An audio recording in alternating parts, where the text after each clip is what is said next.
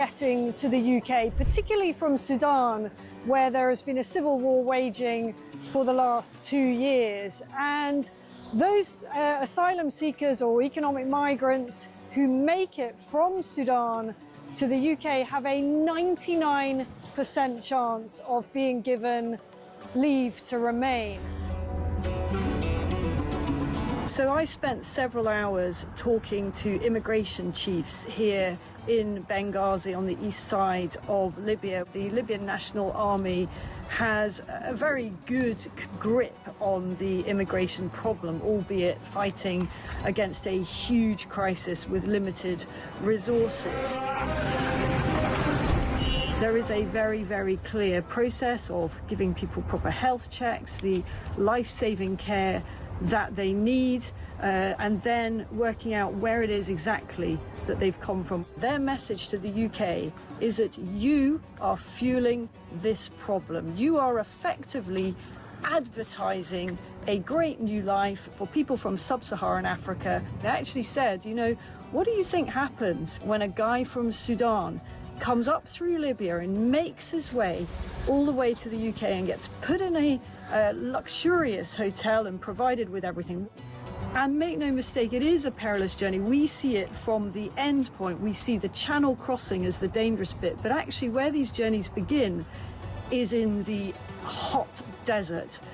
Many, many tens of kilometres have to be covered on foot by these migrants. And as many as 1 in 4 do not make it. That means bodies in the desert. The Libyan authorities are having to recover bodies in the desert. About the UK and how much awareness. Please understand the scale of what we are dealing with here with very, very limited resources. Once again, you know, people come in from charities, from NGOs, they use warm words, and the authorities here told me the only thing that we ever get is maybe a few toothbrushes and some nappies for the babies.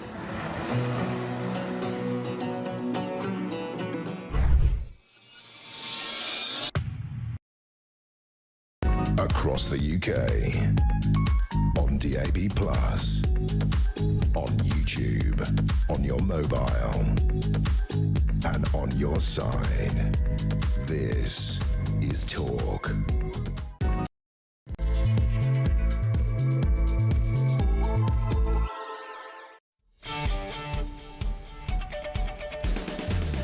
Very good morning to you. Welcome to Tuesday. What is it? The 20th of January 2026. JK on Breakfast to Talk. It is, of course, the home of common sense, the place that alarm clock Brits and working Brits come to have their say on the news, whatever you're doing this Tuesday morning. If you're already at it, you're in the car, you're trying to get the kids out of bed, or like us, you're trying to work out where my microphone is, just get in touch. We're as delighted to have your calls as ever. Simon Danshuk, former Labour MP and Reform defector, doing the papers with me in a tick. But like I said, if you want to be on, 0344 499 1000, that's your number for voice notes, and 87222 for your text messages. And you're waking up to yet another Labour U-turn. Number 14 is in, ladies and gentlemen. However, I freely admit I'm going to surprise you this morning because Labour have U-turned on this Australian-style social media ban for under 16s. Originally, Starmer said, no, this is not right, this is against liberty. The Tories very strong on this. No, this is wrong. The high-tech companies need to take some responsibility. What's happening to our kids in school and social media-wise is not a good thing. And lo and behold, a big backbench rebellion from Labour, and Starmer's said, maybe I'll rethink. I'd love to know your thoughts, he says, dropping his pen. I'd love to know your thoughts on this morning. The government plan now to ban, social media in certain instances for under 16. Schools should play a part, parents as well. I've got teenage kids. I think it's a good thing. Maybe you disagree with me. 87222, start your message with the word talk. And I desperately want to start this show without talking about Keir Starmer, but every newspaper is screaming at me that his personal ratings are now the lowest of any Prime Minister in the history of the world. And my question to you is, it reaches 75%. That means that 3/4 of this country agree with me that he's a complete liability.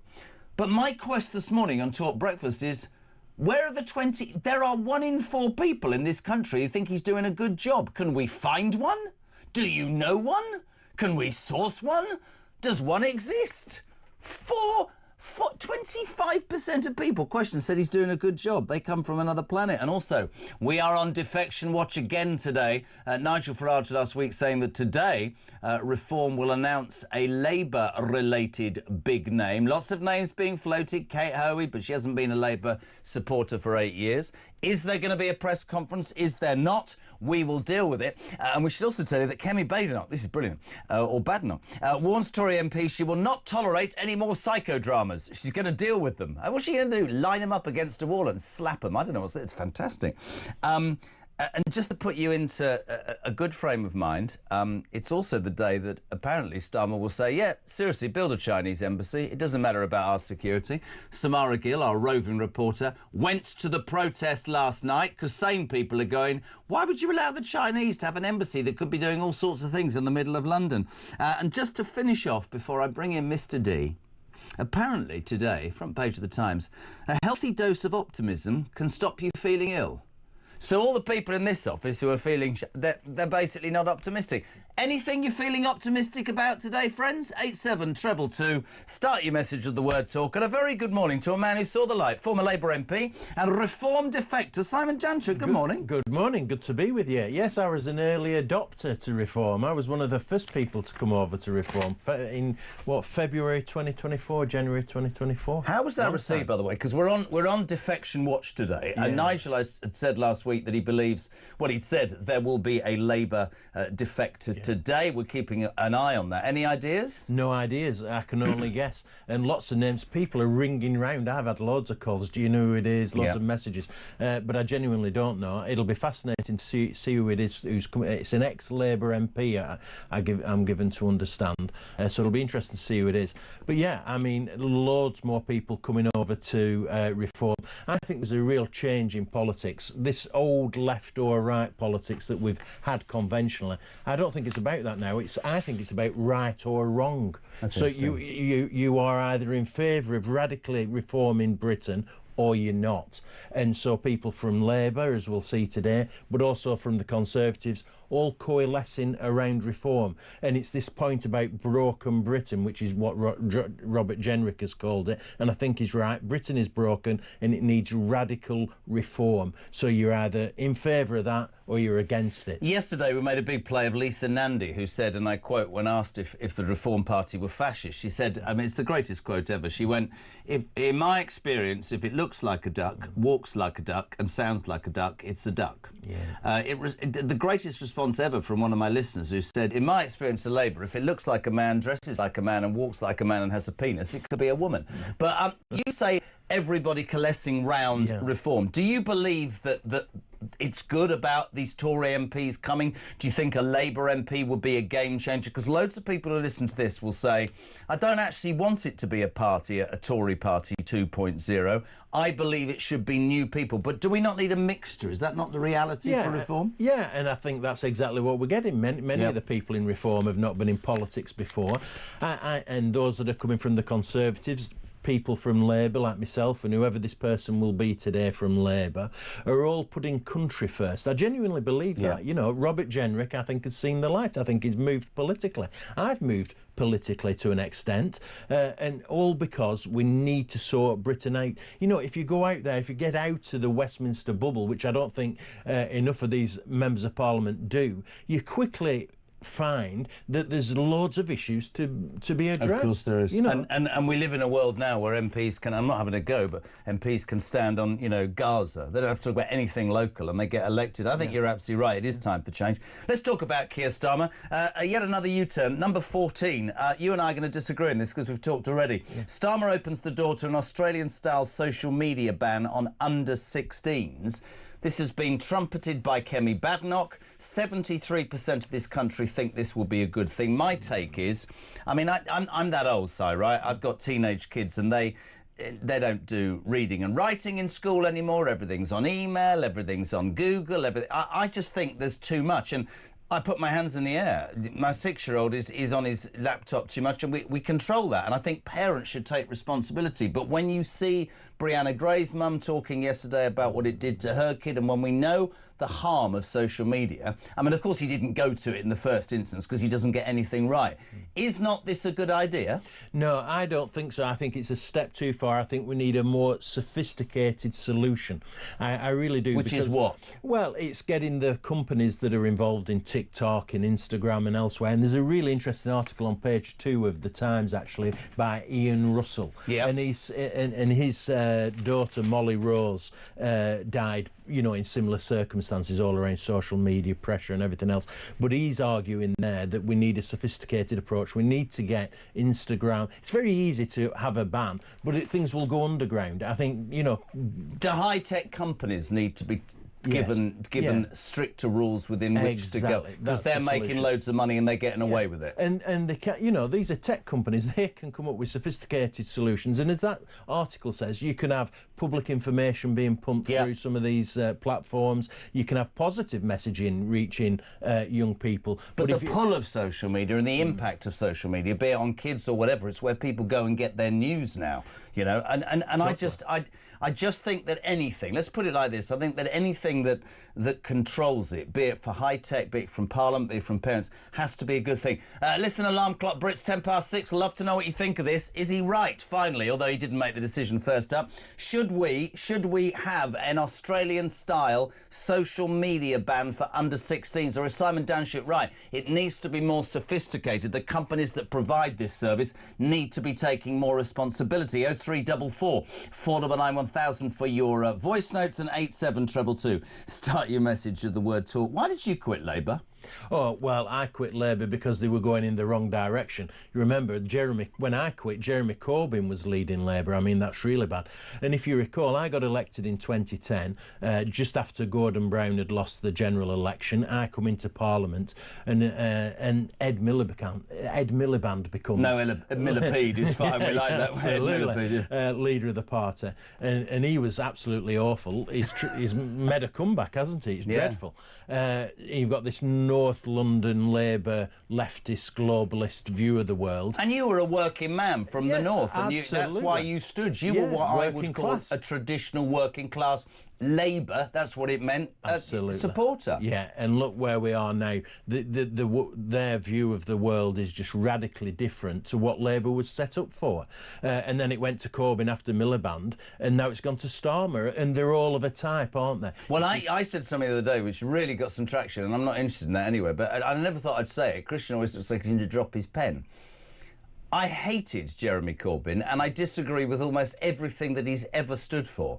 But I have a grudging admiration, Simon, for a man who laid out a manifesto, stuck to it, and got 34% of this country. This slime ball, there's nothing that I believe that Keir Starmer... And they won't come on and they won't talk about it. I used to have shadow cabinet ministers all the time. If you criticise Labour, it's really interesting, they won't have a conversation with you. I mean, his personal rating today...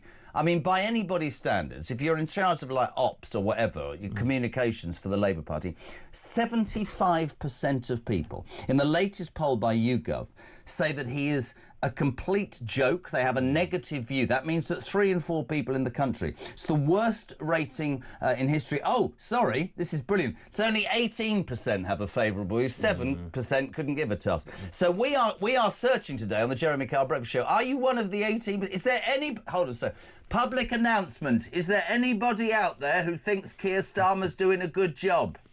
Not yet. 87222. I mean, it's an appalling rating. They're going to get rid of him, man, aren't they? Yeah, absolutely. Watch out for the local elections, the regional elections in May.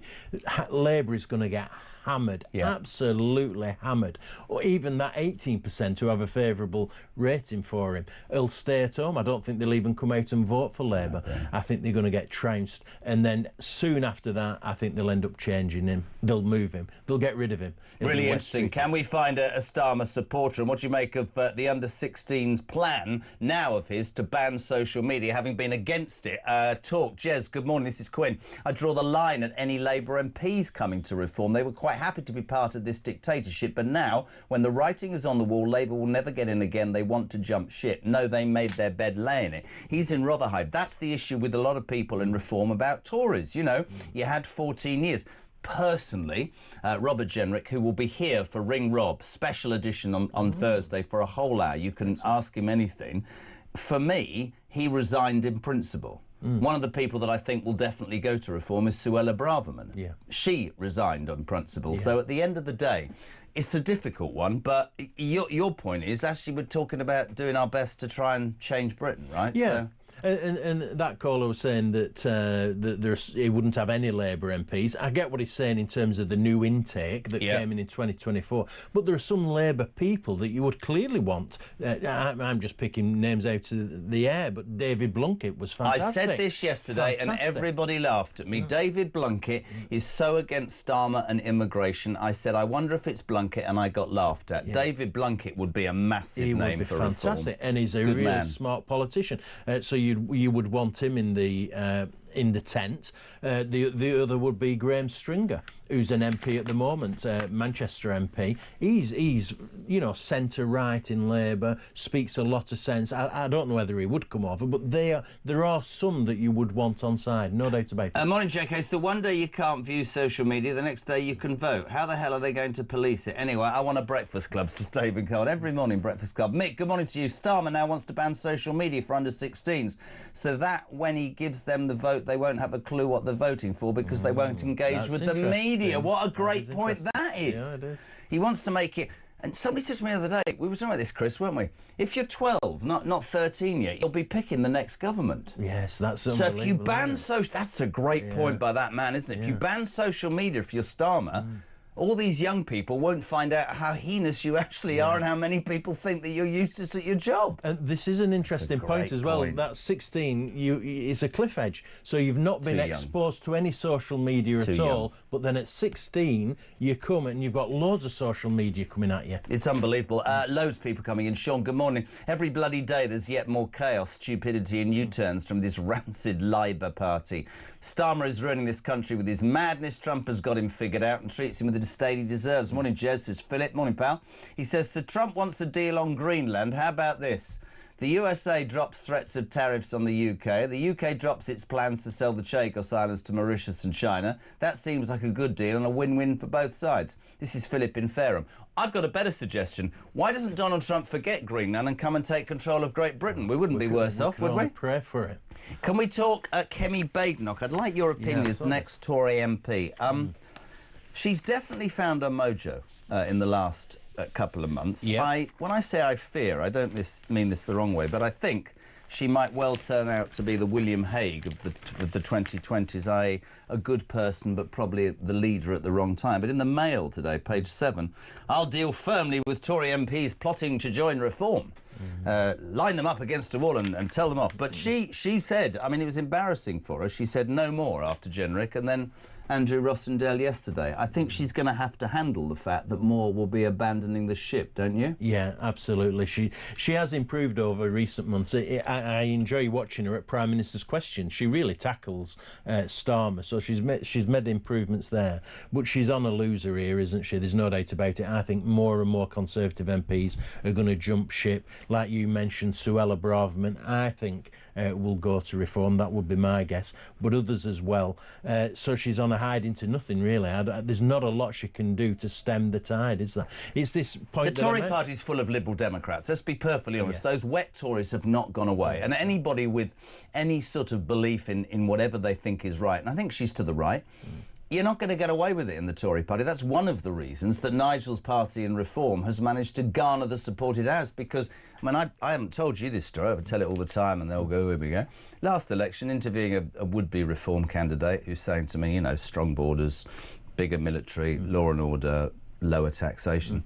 Tory MP goes, well, that's far-right policy. And I looked at the bloke and I went, no. Those are the policies that the Tory party that I grew up believing in. That you are so fundamentally wrong with the way you're saying that. It doesn't make any sense. No. You're exactly right. They are effectively Liberal Democrats. She would have been better off calling them out and getting them to leave the party rather than getting centre-right MPs to leave the party.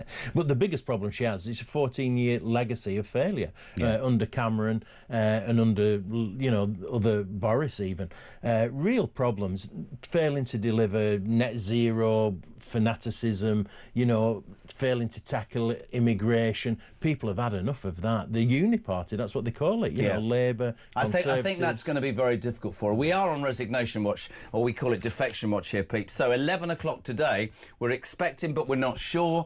Nigel Farage had said that potentially, well, he didn't. He actually said an ex-Labour MP will be defecting to Reform. No press conference I'm hearing called yet. We're going to get the very latest. Sarah Pochin, who won Runcorn and Helsby, of course, for Reform, will be with us from 8 o'clock this morning. What do you make of Cami Badenoch? She's warned Tory MPs, if you can do one if you don't want to be in my party, she might end up with nobody. You're waking up to the news that Keir Starmer's official view ratings, personal ratings, are the lowest in the history of ratings. 75% of you think he's doing a bad job. Where are the other? I just don't know where the other people are. We can't find one at all. And another U-turn, social media ban, Starmer, backbench rebellion. Now I'm going to ban social media for under 16s, not because I believe it, not because it's part of my DNA, because, frankly, I'm just a lawyer. It's just because I want to keep my job. Morning, Jane. Morning, JK. This is nothing about the safety of under 16-year-old kids. This is realising he's added 2 and 2 and got 5. He has given the 16s the vote. So those kids aged 14 and 15 that he's going to ban on social media till the 16, when the election is, they will be 16 years old. They will be standing at the ballot box going, he banned me off social media. He's not getting my vote.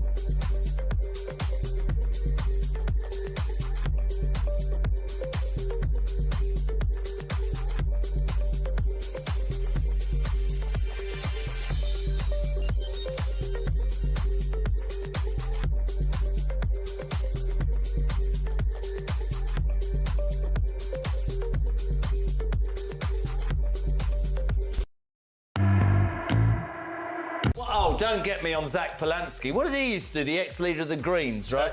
Grower through hypnosis. Yeah. And it worked. Can I just say, a good career. and I don't I've care got if lovely this- breasts, I don't thanks. care if this is cut out about Zach Polanski. He apparently used to hypnotise women and increase the size of their breasts. Not just He's women. now the leader of the Green Party, looking at him. Not just women. Do you know what I That's what say? I'm saying. I think he hypnotises bloody dentists. Have a look at his gnashes, honestly, seriously.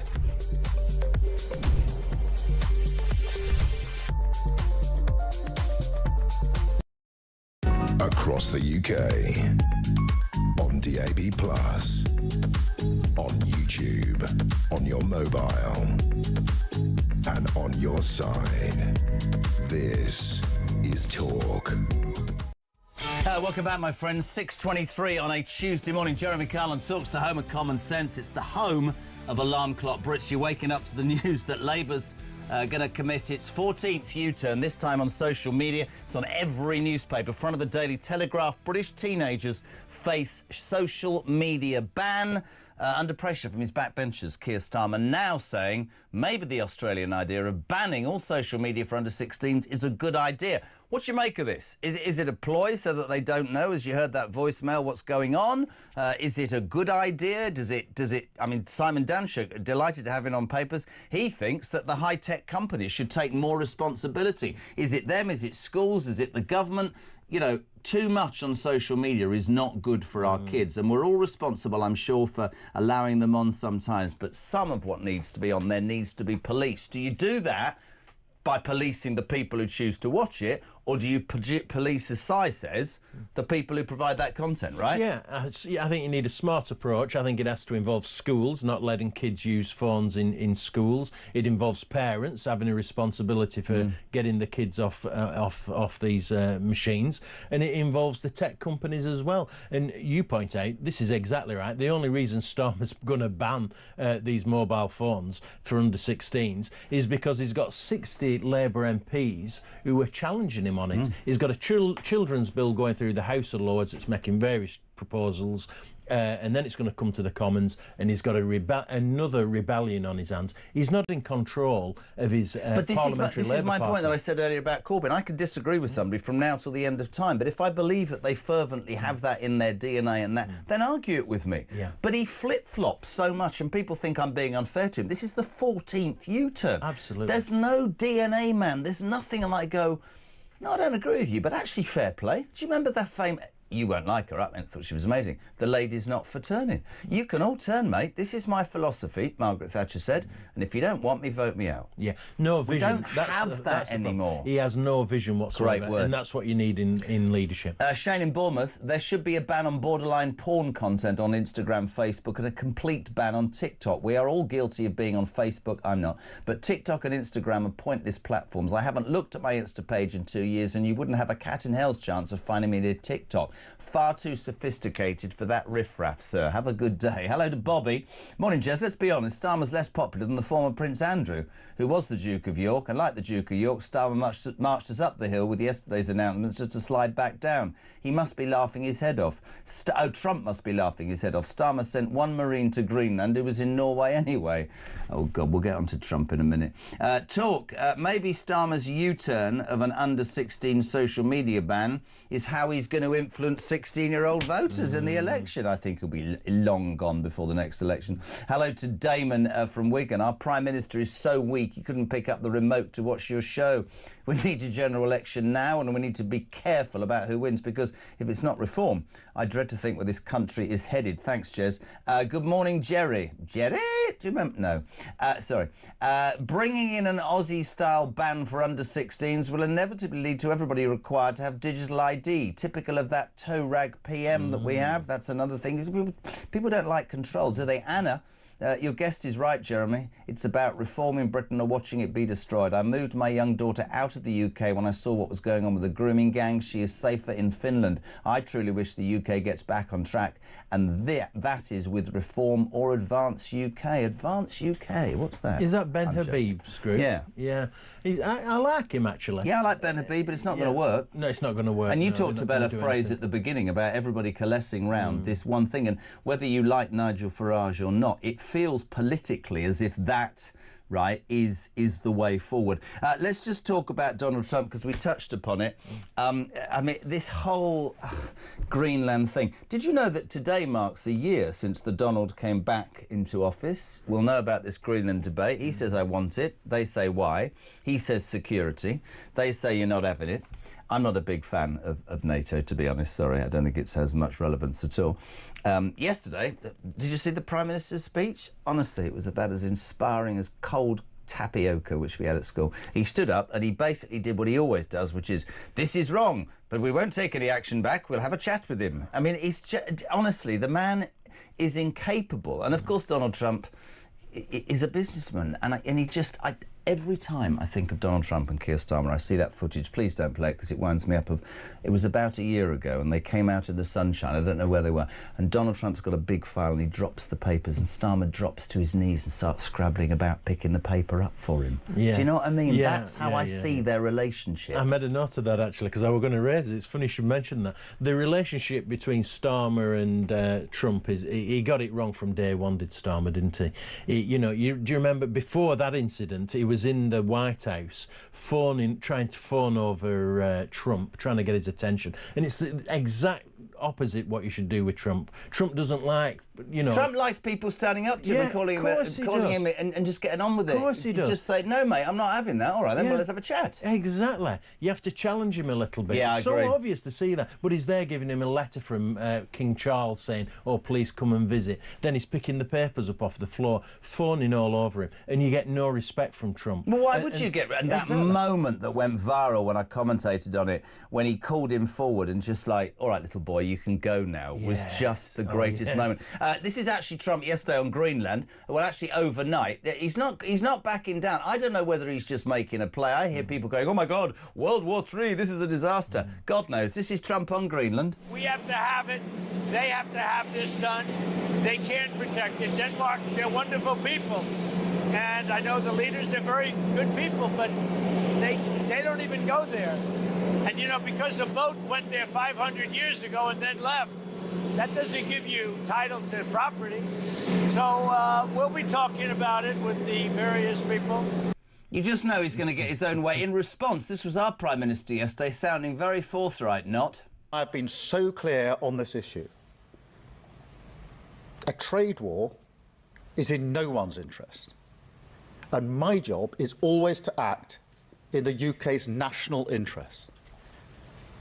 That is why yesterday I spoke to President Trump, to European leaders, and to the Secretary-General of NATO to find a solution rooted in partnership, facts, and mutual respect. Because that is how strong alliances protect shared interests. No, they don't, you stupid man. They don't, because Donald Trump, as Simon quite rightly says, is not into debate and partnerships and reasoned debate. You should stand up to Donald Trump. If I was Keir Starmer, I'd have gone, listen, we're mates, but I'm going to tell you something. You know this £81 billion tariff bazooka, the EU? I'm going to fire that at your art. Nearly said the wrong word. And I promise you...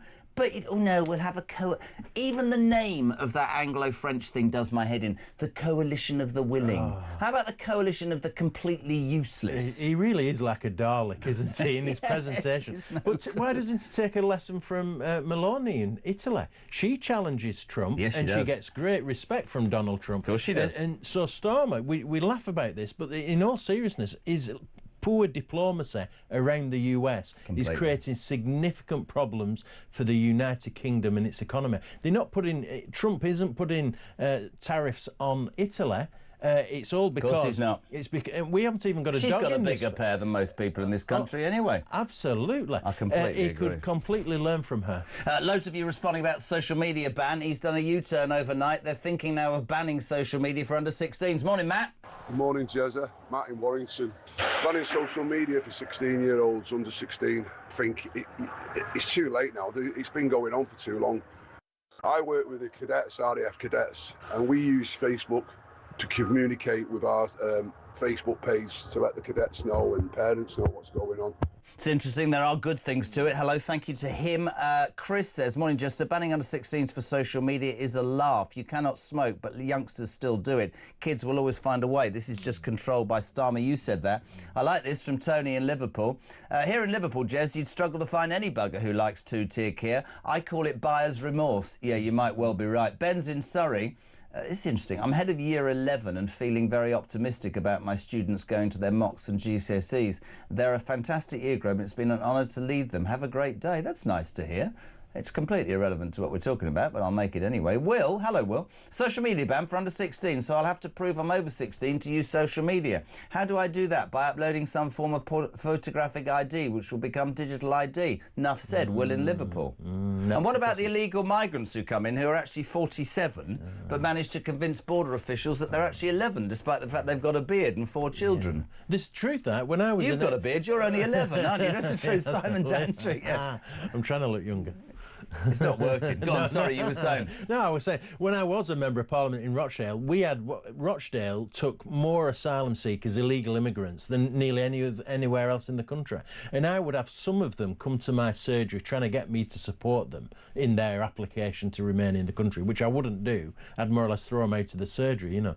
And some were exactly that. They would be sat there in front here and claiming to be a certain age when they were clearly much older than they were. I've seen it with my own eyes. You're just going to wind me up on a Tuesday morning. How border officials are that incompetent that a bloke who's patently 47, he's 11, that whole immigration thing. And when and actually talking about Labour and 14th U-turn and social media, nobody, I mean, have you noticed that nobody's talking about illegal migration at the moment? Those poor people in Crowborough down in West Sussex are marching up and down every Sunday, quite rightly, because 600 are being shipped in at any moment. But it's almost as if Starmer won't deal again with the things that really matter. And what matters to Great Britain right now is illegal migration, high taxation and law and order. Let's get some police on the streets. I mean, that's another thing. Have we got that story that Rowley did? I'm going to find that today. He said something that was completely... By the way, can you stop texting me about the Beckham fallout, OK? Honest to God, this is in... I know it's on the front of the Sun. I know that Brooklyn Beckham went nuclear and slagged off his parents and said it's all about clicks and his mother tried to dance with him on his wedding night. Blah, blah, blah. Christian says to me this morning, this would be a good Jeremy Kyle show, be a family feud. He said, do you have a family feud? I said, no, my parents are dead. Do you want to make a comment about the Beckhams at all, or don't you care? I don't really care. Good for you, fantastic. I'm done with my family, says Brooklyn Beckham. 0344 499 1000, text to 87222. Can I also just quickly touch upon this story, the Chinese embassy, because later on our roving reporter Samara Gill is down there at the protest. It was last night. Basically, there seem to be plans to create this huge Chinese embassy in the centre of London, and people are going, hold on a second, we know the Chinese have spied on us. This is very near a communications centre. It's slap bang in the middle of London. Is this not a security risk? Starmer doesn't seem to even identify that this could be a risk. Yeah, I really worry about Starmer and his opinion of China. I think he's trying to appease them. We've seen him the government collapse the spy trial, if you remember. Yes, it's true. The Chagos Islands is all about China. Mauritius, who is giving Chagos Islands to Mauritius, are very close to China. That's a real concern. And now we've got this embassy situation. And it's on page 2 of the Times today. He's going to agree it this week because he's going to China next month, later this month, I think, or next month. The first Prime Minister to go there in 8 years. So but one of the reasons he's cozying up to China is because the economy is doing so badly. The British economy is doing that badly. He thinks he has little choice but to cosy up to China for economic reasons. I think that's some of the issue. But what's interesting is even if he agrees it, the local residents are going to go for judicial review, which means all the evidence around the decision making will be called into Isn't there court. something? I mean, Samara will tell us more later. Maybe we've got a little clip, but aren't there cables, information cables, right or underground? I mean, this is a ridiculous decision. You said something then about him cozying up to China. That sort of, and I don't want to make this programme all about Starmer, but that sort of sums it up. You can't stand up to Trump. You say one thing and one thing. You can't stand up to China. Apart from bad decisions, I remember during the election thinking that this man has invited so many people to join the Labour tent. And I remember saying it, that when he gets into power, he'll spend his entire time placating everybody and get nothing done.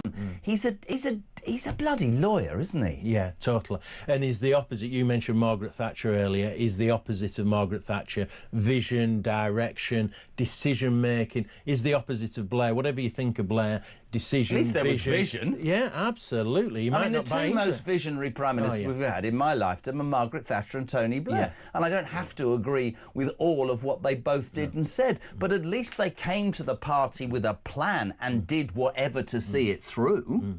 Nothing from that. And Starmer's put himself on the world stage. He's been out of the country more than any other prime minister. He's been on more foreign trips. And the irony is that he has the lowest standing, not just in Britain, as you point out, 75% think he's hopeless, but also on the world stage. He's seen as weak, isn't he? Well, listen, we might have achieved something we didn't think we were going to achieve. 87222. On the day a poll comes out and says that Keir Starmer has the lowest approval rating of any Prime Minister in history, we've found somebody who thinks he's doing a good job. Mike, good morning. Morning, Jezza. Good show as always. I'm sorry, buddy. I'm going to burst your bubble for a second. I think Starmer's doing an absolutely fantastic job of getting Reform the keys to number 10.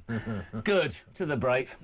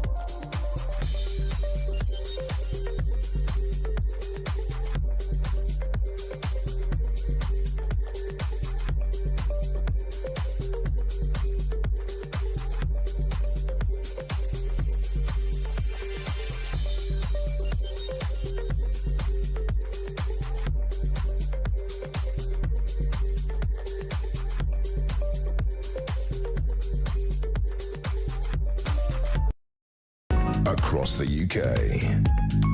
On DAB+, on YouTube, on your mobile, and on your side. This is Talk.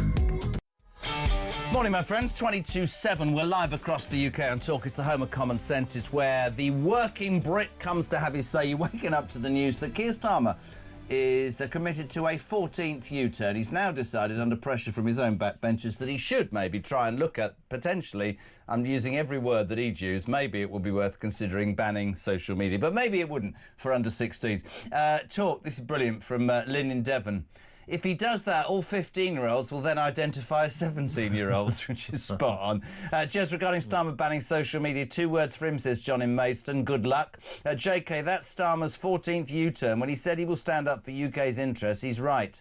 Where's my breakfast club? That bloke is obsessed with breakfast clubs. That's the sort of thing that Starmer does, isn't it, on the world stage? I know we're near World War III and the Beckhams hate each other, but we brought in breakfast clubs. It's one of the few things he's done, and I don't even think it's a good idea, actually. It's a real convenience. I've got kids and stuff, and when they're young, it's a convenience. But really, the parents... Send them to school with no breakfast. Let them learn how hard it was in our day, for God's sake. But the parents should be making breakfast for them. You should be sat around making breakfast for your kids, shouldn't you? Have some responsibility. It's not for the state. You and I would be old school. Yeah, We ate dinner as a family. We ate breakfast as the pressure. We'll get up a bit bloody earlier. Morning, Billy. Morning, JK. Happy days, and they'll have a great show.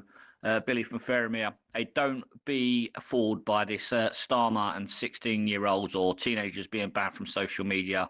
They have that much faith in the indoctrination they do in schools that banning them from social media will just keep them away from the truth, and sort of the advertisement of the other parties like Reform.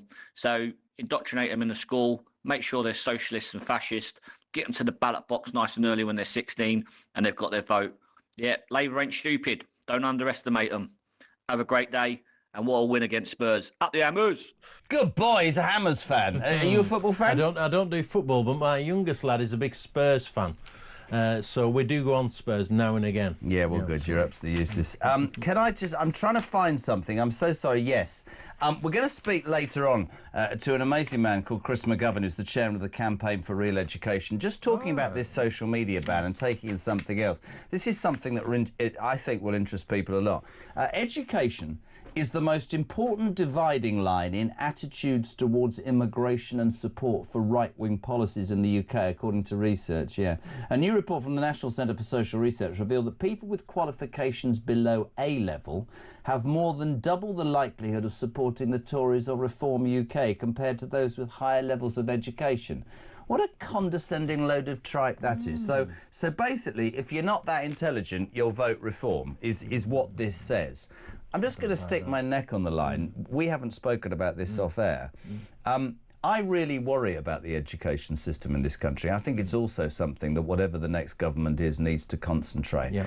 I'm a bit old-fashioned. When I hear, winning's a bad thing and losing's, important and let's all sit round and... No, winning's all right. Let's learn about the 3 R's. This is the only reason why I would also talk about a social media ban. Let's teach kids to read and write and be respectful and get off their bloody computers and be competitive at sport and all of that. But just this sort of research, to me, this story, sums up how the establishment will fear for its life over a Reform government. How condescending to say that people with qualifications below a level have more than double the likelihood of supporting Reform or the Tories. Who do these people think they are? And it's implying that if you have qualifications, you're more intelligent. Many people who don't have qualifications, have not bothered going to university, whatever else, are highly intelligent. That's the reality of it. Common sense. Who'd have thought it, eh? Exactly. Yeah, but there is an issue about indoctrination, which that last caller made. Schools, I've got teenage kids. Schools are very left-wing. Many of the teachers, they tell me, are very left-wing. Well, and universities are even worse. Well, this is my point for doing the story. So you've got research that would support, the government's probably paid for this, saying, if you're thick, but basically if you're thick, you'll probably vote for Reform. My daughter's at Edinburgh University. I genuinely, I can't even talk to her about it most of the time. Indoctrination be off the scale. she was telling me a lecturer said to her, you do know Britain's caused all the world wars and all the trauma across the world. Literally, this is being said. I told the story before about my son's leaving day last year, speech day. Somebody from the BBC, I can't remember his name, funny hairstyle, bald head. I mean, literally stood up, and there's 1,000 people in the tent and said, your parents have let you down by voting for Brexit. Your parents have let you down by supporting, you know, all these things. This is Farage is a disgrace. And I'm sat there thinking, not only is this indoctrination, it is so one-sided, but to me, research like this and that attitude in schools is another battle that, if it is reform, are going to have to fight, because there's something in the establishment that looks down. It's how dare you say, if you're not that intelligent, you'll vote for the Tories or reform? You're telling me Labour voters are highbrow? Oh, yeah. I don't mean to be rude to you or any Labour voter. Labour voters are working men and women, people I respect. But what is that? That's appalling. But that's why Labour's losing all these people, isn't it? The so-called Red Wall will not be voting Labour in the next general election. I mean, do you think they've given up on the Red Wall, Labour? Do you think that? I mean, because that's really interesting. I think they probably have. I think they're desperate. I think they're floundering around, actually. I don't think they know where they're at, actually. And Starmer's just not providing that leadership. If you compare and contrast the Labour Party now with what it was under Blair in the late 1990s, there's no comparison between the two at all, actually.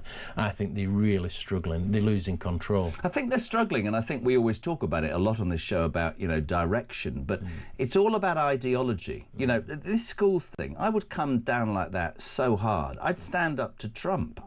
There's all sorts of things, but he's just, and you said it, and I hate the fact that all these shows, we all say the same thing, which is, you know, you called him a Dalek. You're right. I don't want to make it personal, but there's nothing that inspires me to listen to him. There's nothing that inspires me to believe that he can lead us in a direction that makes bleeding sense.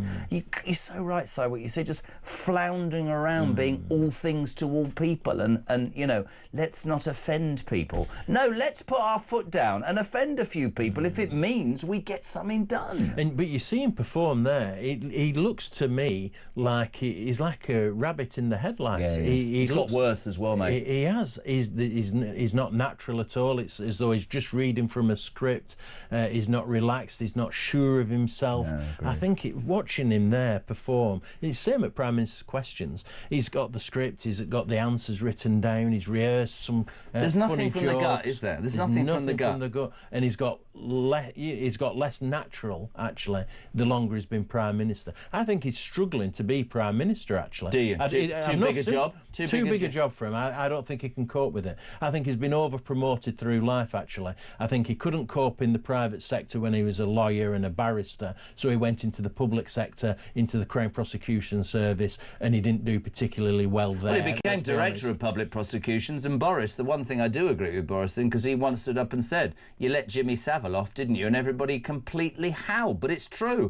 He was in charge of the Public Prosecutions Office, and they let Jimmy Savile through their fingertips. That is the truth. Yeah, absolutely. And Starmer, and I have, you know, I studied these subjects. He makes big play of the fact that he started to tackle the grooming gangs, the rape gangs. Where's your inquiry then? And only one, the Rochdale grooming scandal, he initiated action on, and he was there a considerable amount of time, and these abuses were going on all over. You were the country. there. You were in Rochdale. Absolutely. I consider it one of the biggest stains on our society that there is no national inquiry. It frightens me as to who has covered this up for the sake of those kids. And it was your constituency. Yeah, absolutely. And Starmer could have done so much more, I believe, when he was head of the Crown Prosecution Service. They could have been prosecuting people from the early 2000s over this, but they weren't. Only one significant case whilst he was Director of Public Prosecutions. And we know why they won't do it. Well, and this is why we want to have an inquiry, because the truth is they don't want to identify Labour councillors, Labour politicians who covered this up, who, in my view, enabled it by not encouraging prosecution of the perpetrators. All because, and I had it said to me, listen, don't mention ethnicity, don't mention race. You had that said to you by the Labour Party? It'll cost us votes. I had it said to me by the chair of the Parliamentary Labour Party. I had it said to me by a senior Labour MP in the neighbouring constituency, listen, and I ignored them. But I ignored them and carried on mentioning ethnicity and race. It didn't do me any favours in the Labour Party, I can tell you. But they did not like it being raised because they were worried about about losing votes in the Muslim community. I swear on my life that was the situation. And there's Terrible. the facts on Talk Breakfast. That's Simon was the MP for Rochdale. He's just told you. No national inquiry. He was told by the chairman of the Labour Party, don't bring it up, it'll lose us votes. Breaking news. Now, this is really interesting. I described Trump's approach as this, and I just said to Simon off there, you all think I'm mad. I was a salesman. Yeah. If we were trying to sell, we had three approaches. You prepared gold, silver and bronze. Your boss wanted you to sell the gold package, right? The client probably wanted to buy bronze. You'd settle on silver. Breaking news, my friends. Donald Trump criticises the UK for giving away Diego Garcia the Chagos Islands, calling it great stupidity. Somebody texted this show earlier and wondered whether there could be a balance between Greenland and us giving away the Chagos Islands. Keep watching. By the way, it's also supposed to be healthy to be optimistic. Morning, Pete. Optimism, Jeremy. I'd imagine if it's optimism people need, the whole country must be feeling ill because Starmer offers nobody any optimism whatsoever, except one thing. I'm optimistic that soon there will be a reform government in this country. And by the way, why is it, right, nobody's talking about how many boats have come in this week?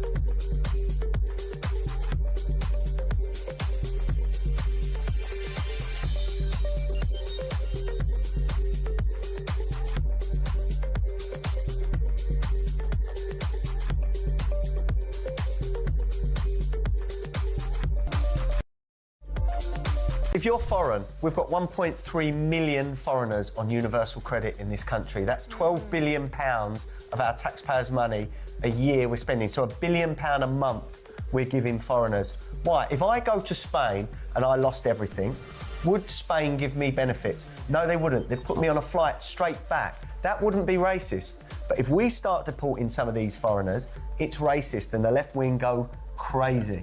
So we've got to sort out our system, otherwise we're going to be bust.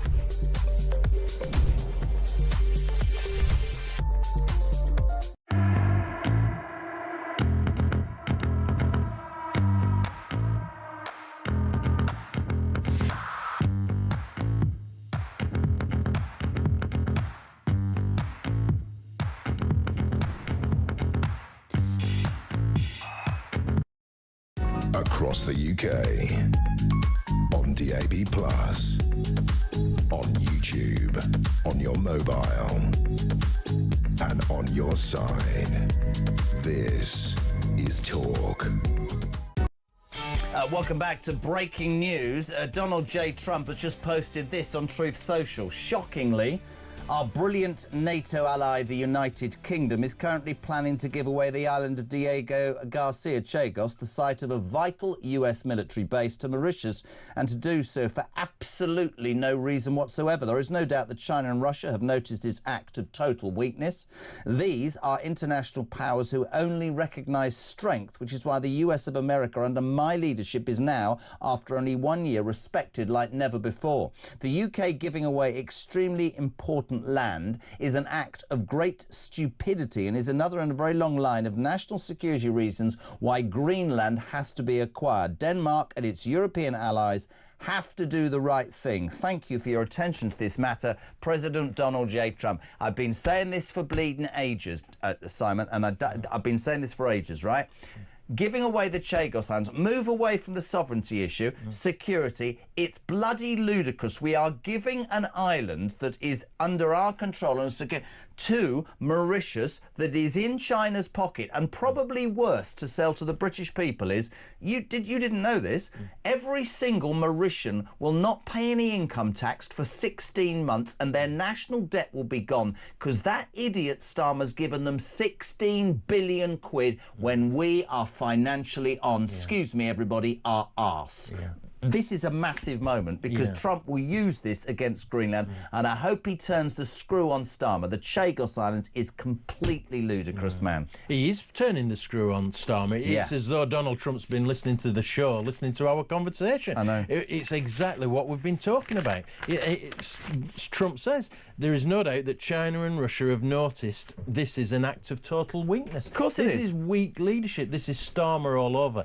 And thankfully, Trump is calling him out. He's saying exactly what we've been talking about. Starmer is a weak leader, and it's seen all over the world. It's it's a disaster. This is really interesting though, because what will we get, Christian? Are we going to get another bloody? He's going to call a press conference and go, "I'd like to say that I honestly, Donald Trump, love him or loathe him, and plenty on the first anniversary of him being back in the White House." And I get this; it's a split. There is much that I don't agree with, but this is an absolute. This is what we were talking about earlier. Keir Starmer is a European human rights lawyer who has given away, and all the people who go, "What are you talking about? We don't own it. It's a strategic military base that has been part of us for a long, long time." He and his, what's that hideous lawyer, Hermer? Oh, Hermer, yeah, Lord Hermer. They think it makes them look good in terms of human rights if they give away this land. Decolonisation. Yeah, notwithstanding the fact that Mauritius is in China's pocket, and my thing is that we're utterly, utterly skint. You've got that, and then as Jay's about to tell me in a voice note before the news, you've got him rolling over for the Chinese, Starmer. It's just messy. Oh, absolutely. And the hypocrisy as well, because what Starmer's also saying is it's for the Greenlanders to decide what happens to Greenland. Well, that's not what he did with the Chagos Islands. Thank you very much indeed. Total hypocrisy. And he's being called out by Donald Trump. Thankfully. Tony's just, I said I'm on X, the Chagos Islands has just blown up in Starmer's faith. Trump is raging on Truth Social. About time somebody raged about the Chagos Islands. And Simon Danchik, repeat what you just said because you've nailed it. That's the difference between Greenland and Chagos. If you didn't hear this, just listen to this. What did you just say? So the hypocrisy is Starmer is saying that Greenlanders should decide what should happen to Greenland. But the hypocrisy is that Chagos Islands, he doesn't let the Chagos Island people decide what happens there. If you're waking up to Talk Breakfast, yes, he wants to ban social media and under 16s. Yes, his approval rating's the worst ever, Keir Starmer. Yes, we're on defection watch because this morning, allegedly, Reform will announce a major name in Labour has gone to Reform.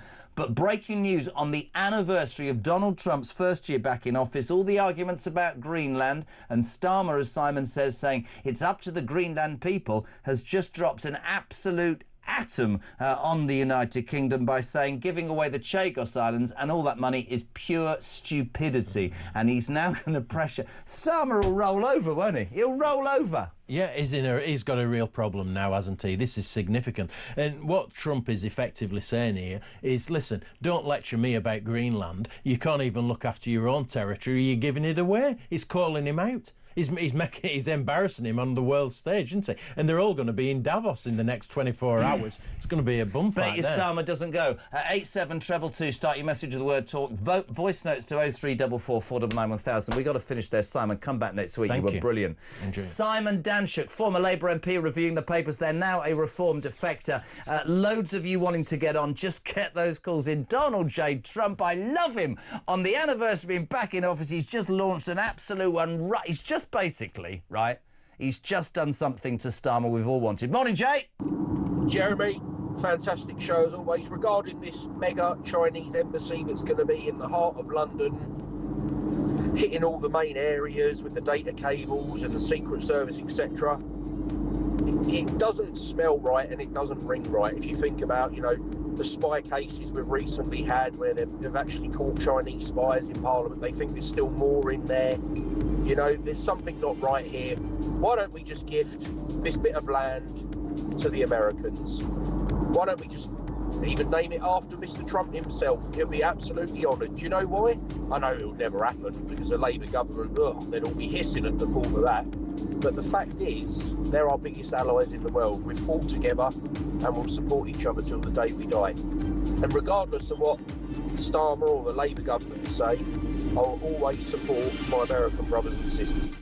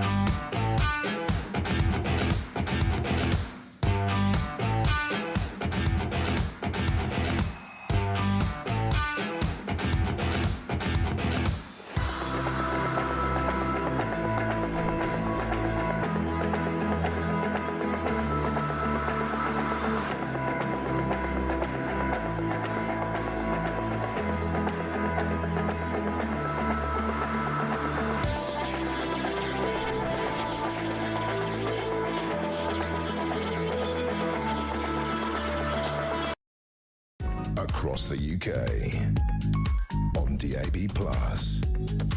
on YouTube, on your mobile, and on your side. This is Talk.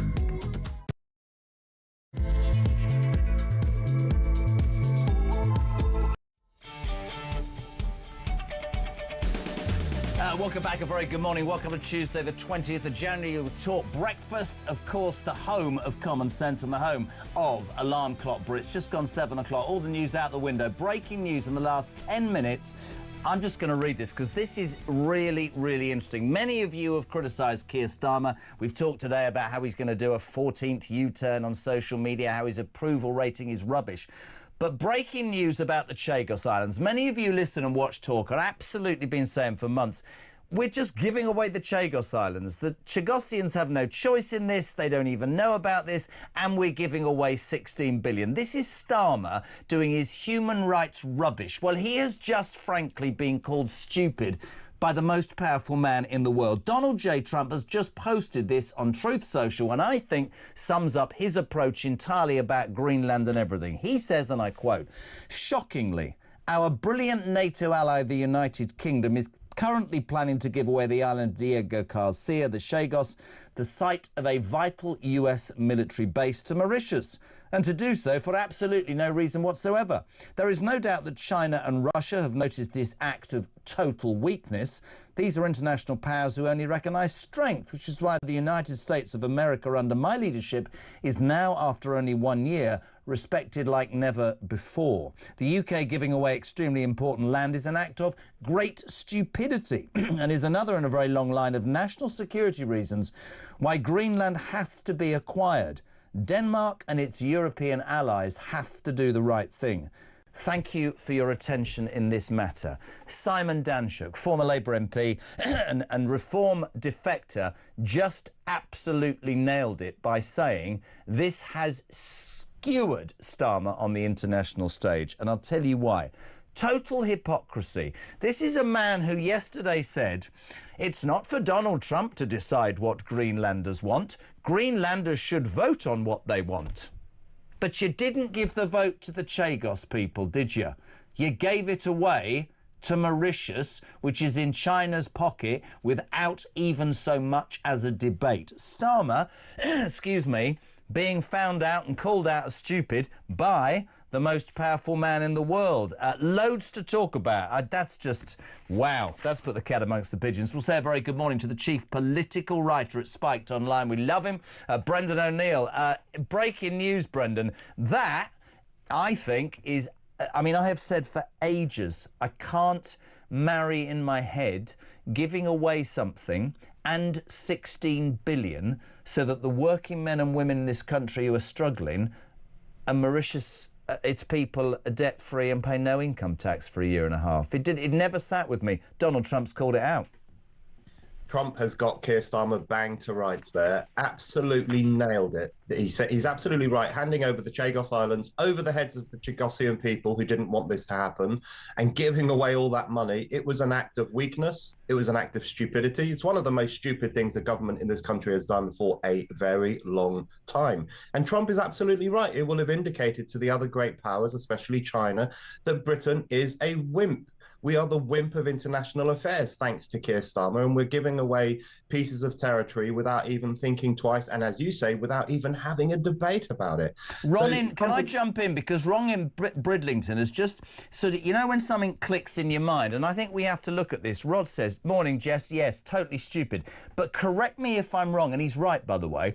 Didn't Starmer say at the time that he'd spoken to Donald Trump about giving it away and Trump was all right about it? So did he lie to us at that point as well? Maybe Trump at that point hadn't thought through the full implications of it. I mean, that would be a generous reading.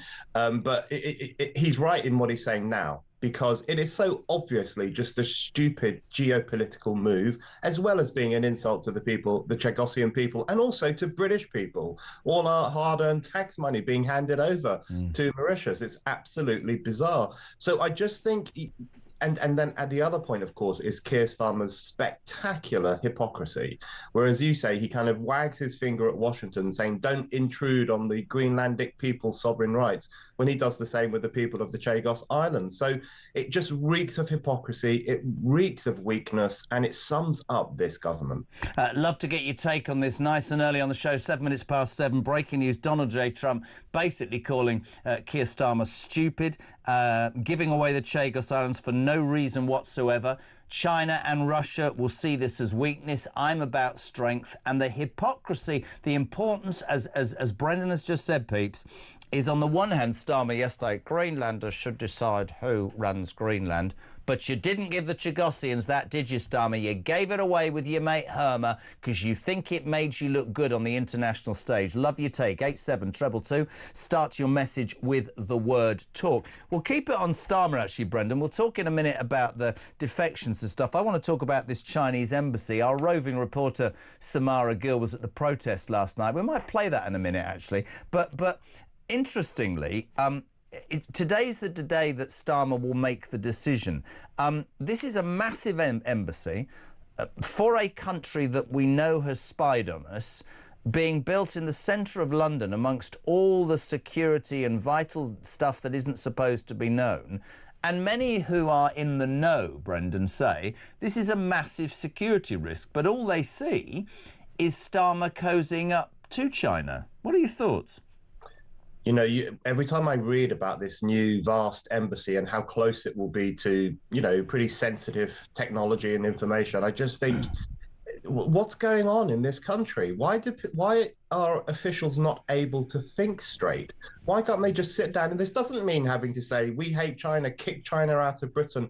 Obviously, in the modern era, countries need to have a relationship with China. China is a huge burgeoning economic power.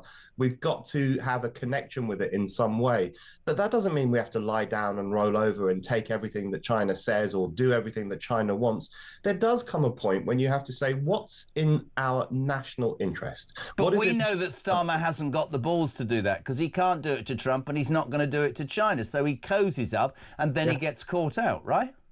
Absolutely right. He's like this little puppy dog caught between Trump on one side, who he's scared of, it seems, and China on the other side, who feels he has to bow down to for presumably economic reasons.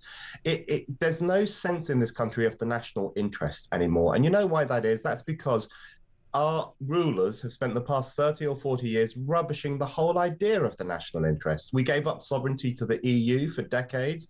We don't control our borders. We don't really believe in Britain as a nation anymore. So why on earth would we have politicians who think about such things as the national interest? And they're not thinking about it here. They should sit down, have a cool, calm discussion about whether it's right and proper for a nation that has spied on us to have this vast embassy in a sensitive area, and then say no. But they seem incapable of doing that. I'm just looking, actually, he won't come on this show, but just looking at Darren Jones, Chief Secretary to the Prime Minister, being skewered on Sky. I wanted to talk about... This is the man who said that nobody, but they're all women and children.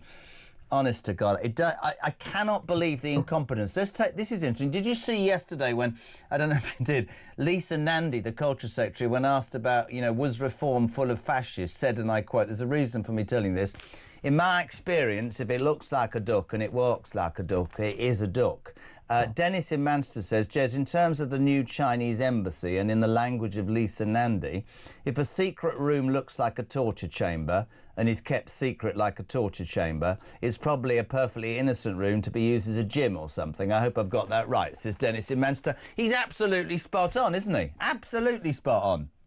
Absolutely. Nailed it. And, you know, when I saw Lisa Nandy making that point, I just thought the absolute gall of this government, which wants to ban the right to trial by jury, which arrests and jails people for what they say online, which is so tyrannical in so many areas of life. And then it has the absolute nerve to turn around and call other parties fascist parties. It's just, you know, it's just unbelievable, really. But yeah, absolutely right. You know, this, if it quacks like a duck and walks like a duck, well, then maybe we should say that about the Chinese embassy and the problems that raises as well. But of course, Lisa Nandy won't say that, and no one in government will say that because they're running scared of the Chinese government. That's said earlier, Brendan, you know, my thing about Starmer is, and this is best summed up by today, Donald Trump's gone for him, and I think justifiably so. I think the Chagos Island is an absolute joke for the reasons that we've pointed out and will continue to point out. Doesn't stand up to Trump, doesn't stand up to China, just cozies around. You won't be surprised that when we came in this morning before that Donald Trump bombshell, Labour about to commit its 14th U-turn overnight. 60 backbenchers have sort of rebelled and said to Keir Starmer, no, we want you to ban social media and under 16s. And he's gone, all right, well, let's do that then, because he's got no guts at all. I'd love your take on this. As a parent, Simon Danczuk said, no, it should be the high-tech companies that are brought to bear.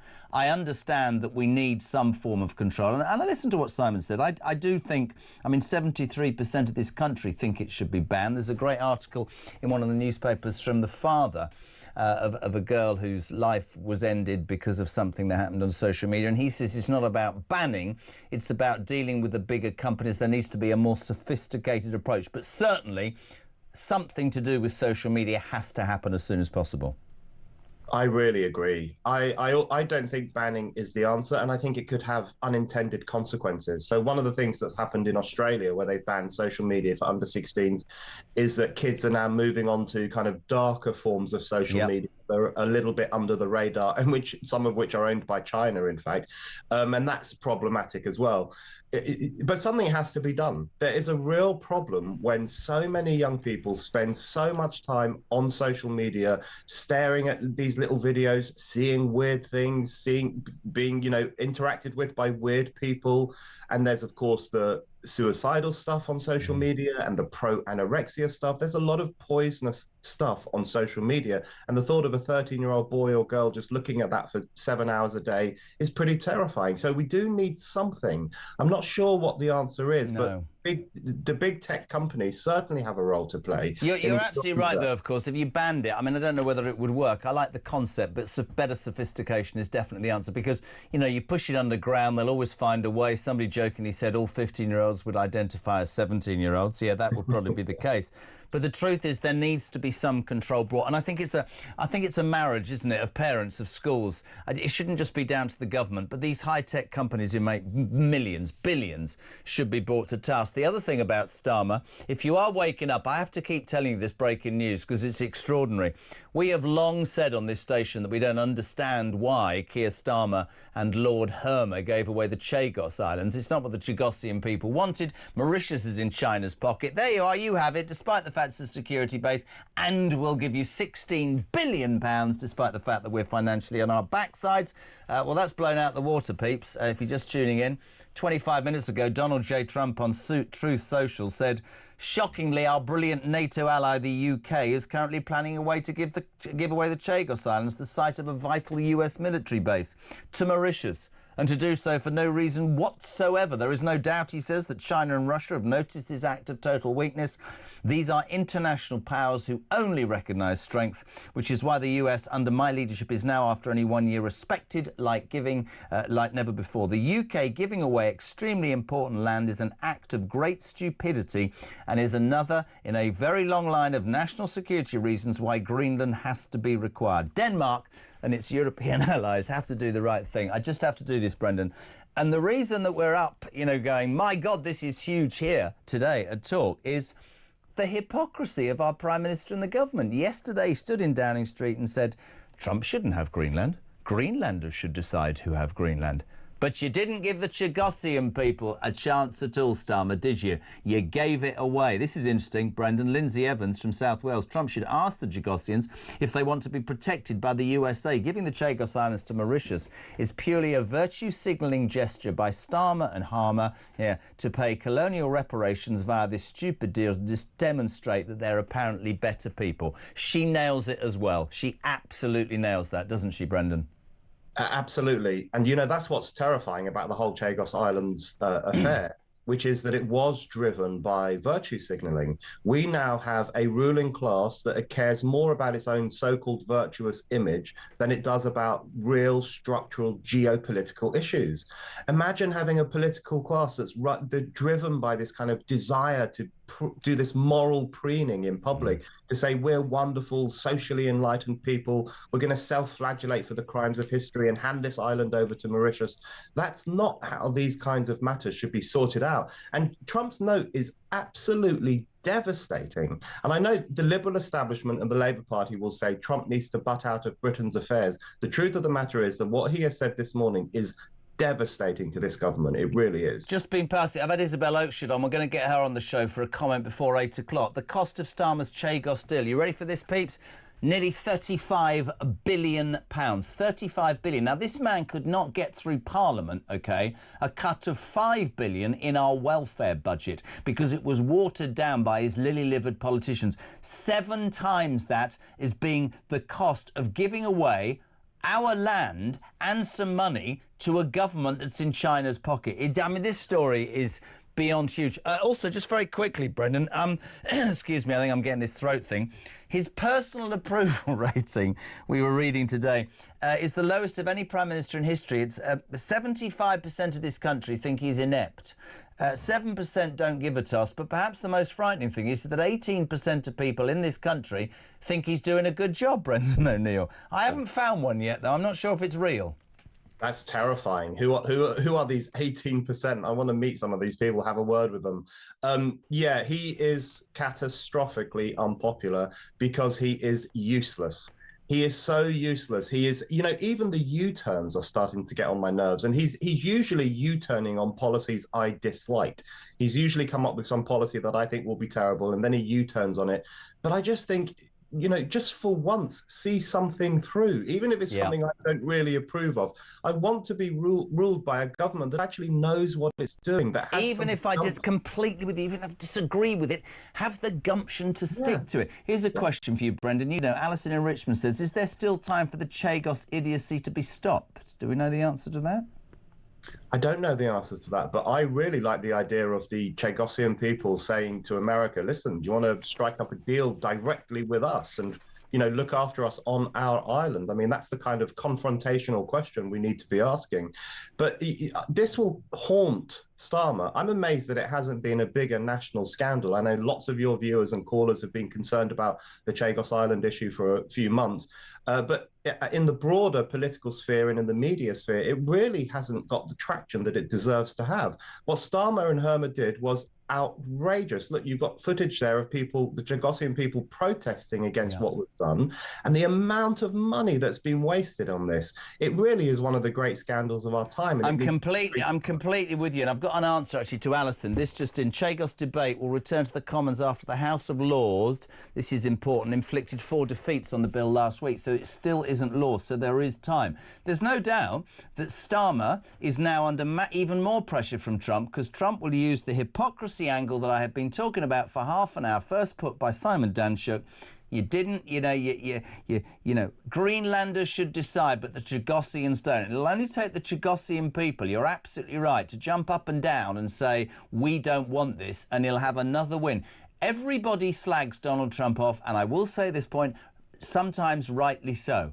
But do not underestimate the business acumen of that man, because yet again this game proves he probably had this in his back pocket. And for the person who said, didn't he agree, he's probably been sitting on this or he's just woken up to it. It's the perfect play. Let's hear from Wayne. Morning, Wayne. Morning, Jezza. This is Wayne from Erdington in Birmingham. Can't wait to see the Donald getting hold of a little Starling tomorrow, giving him a good ticking off in front of the whole world. It's going to make fantastic viewing. Take it easy, guys. I think that sums it up, Brendan O'Neill. He's under pressure at home. I mean, we've also got breaking news that he's not going to Davos now. Starmer, he's going to stay at home and deal with the situation. I mean, dare he show his face in Davos? What's the point of going to Davos and high-fiving it with his European mates? Because he just... I don't know. I'd like to disagree with him and be proud of the fact that he stands his ground, but what we've got is a man who's been called out now by the most powerful man in the world. Watching Starmer and the rest of them, Rachel Reeves, all of them, they look like a defeated people. They know their time. They know their time is up. They're just biding their time. They're waiting for the local elections, which lots of councils are trying to cancel because they know that Reform are going to win, so they're trying to cancel democracy. Starmer and Reeves and all the rest of them are waiting for the general election. They know they're going to be kicked out. They know that they're just biding their time in power, doing an absolutely rubbish job and being hated by everyone. They are a defeated political class. And they know that Reform is creeping up behind them, ready to pounce, ready to take the levers of power, ready to give ordinary people what they want for a change. So we're living through such a twilight era in British political history, such a strange moment. And you can see it in Starmer's face. And we will see it next time he clashes with Donald Trump. He will be a defeated man and everyone will see it. Brendan, before you go, we are on Defection Watch today. Nigel Farage last week saying that he has an ex-Labour MP. This was backed up by Robert Jenner. Did the rounds yesterday, to be announced today. No message for us yet on the time of the press conference. Any idea who it might be? People are saying Baroness Hoey, but I don't think she hasn't been a Labour supporter for 8 years. I think it's somebody else. Baroness Hoey would be a fantastic addition to Reform. She's a great politician. I can't figure out who it might be, but on this defection stuff, with respect to Kemi Badenoch, when she says this is political psychodrama and intrigue, she's wrong about that. These defections are historic. This is an earthquake in British politics. And what it proves is that the old two-party system is a busted flush. It is over. The only game in town now is Reform. Reform is the sun around which every other political party orbits now. It's sucking in the talent, it's sucking in the power, and of course, it's sucking in the interest of ordinary people who want change in this country. This is a colossal earthquake in British politics of the like we haven't seen in decades, in fact, maybe even centuries. And I personally find it quite exciting. I couldn't agree more. We're a couple of geeks. Very exciting. Bless you. We love having you on. Brendan O'Neill, chief political writer for Spike 723. That breaking news, Donald Trump has just torn Keir Starmer a second one by saying giving away the island of Garcia Chagos for no reason whatsoever, as a sign of weakness. Russia and China are circling. It's stupidity. The only thing that's recognisable in the world is strength. I've got it a year in, you haven't. And he's highlighted the hypocrisy of Keir Starmer in an instant. Yesterday in Downing Street, Greenlanders should decide, not Donald Trump. They should vote on it. Really? Because the Chagossian people, my friends, they didn't have a choice. Herbie's in Harrow. Morning, Herbie. Good morning, Gary. How are you this morning? I'm all right. I haven't got much time. What you got for me, kidder? Can you help me raise some money to take this man to court for treason of this country by giving away our security and also paying to give up our security, for God's sake? This is the point that people, I hope they know by now. £16 billion, the cost of the entire deal, nigh on 35 billion, when we're spending 10 billion a month paying interest on debts we have. Why wouldn't you take the 35 billion off your debt? Oh, exactly. Jeremy, look, the man needs to be taken up for treason because he's a danger to the country and he's endangering our security and our well-being. He needs to go. We need to take him to court for treason because I think it's a treasonable thing that he's done. Don't think it's going to happen, but like you call 7:25, we'll go stateside next. A Republican strategist, Amy Tarkanian, next on the JK Breakfast Show in 3.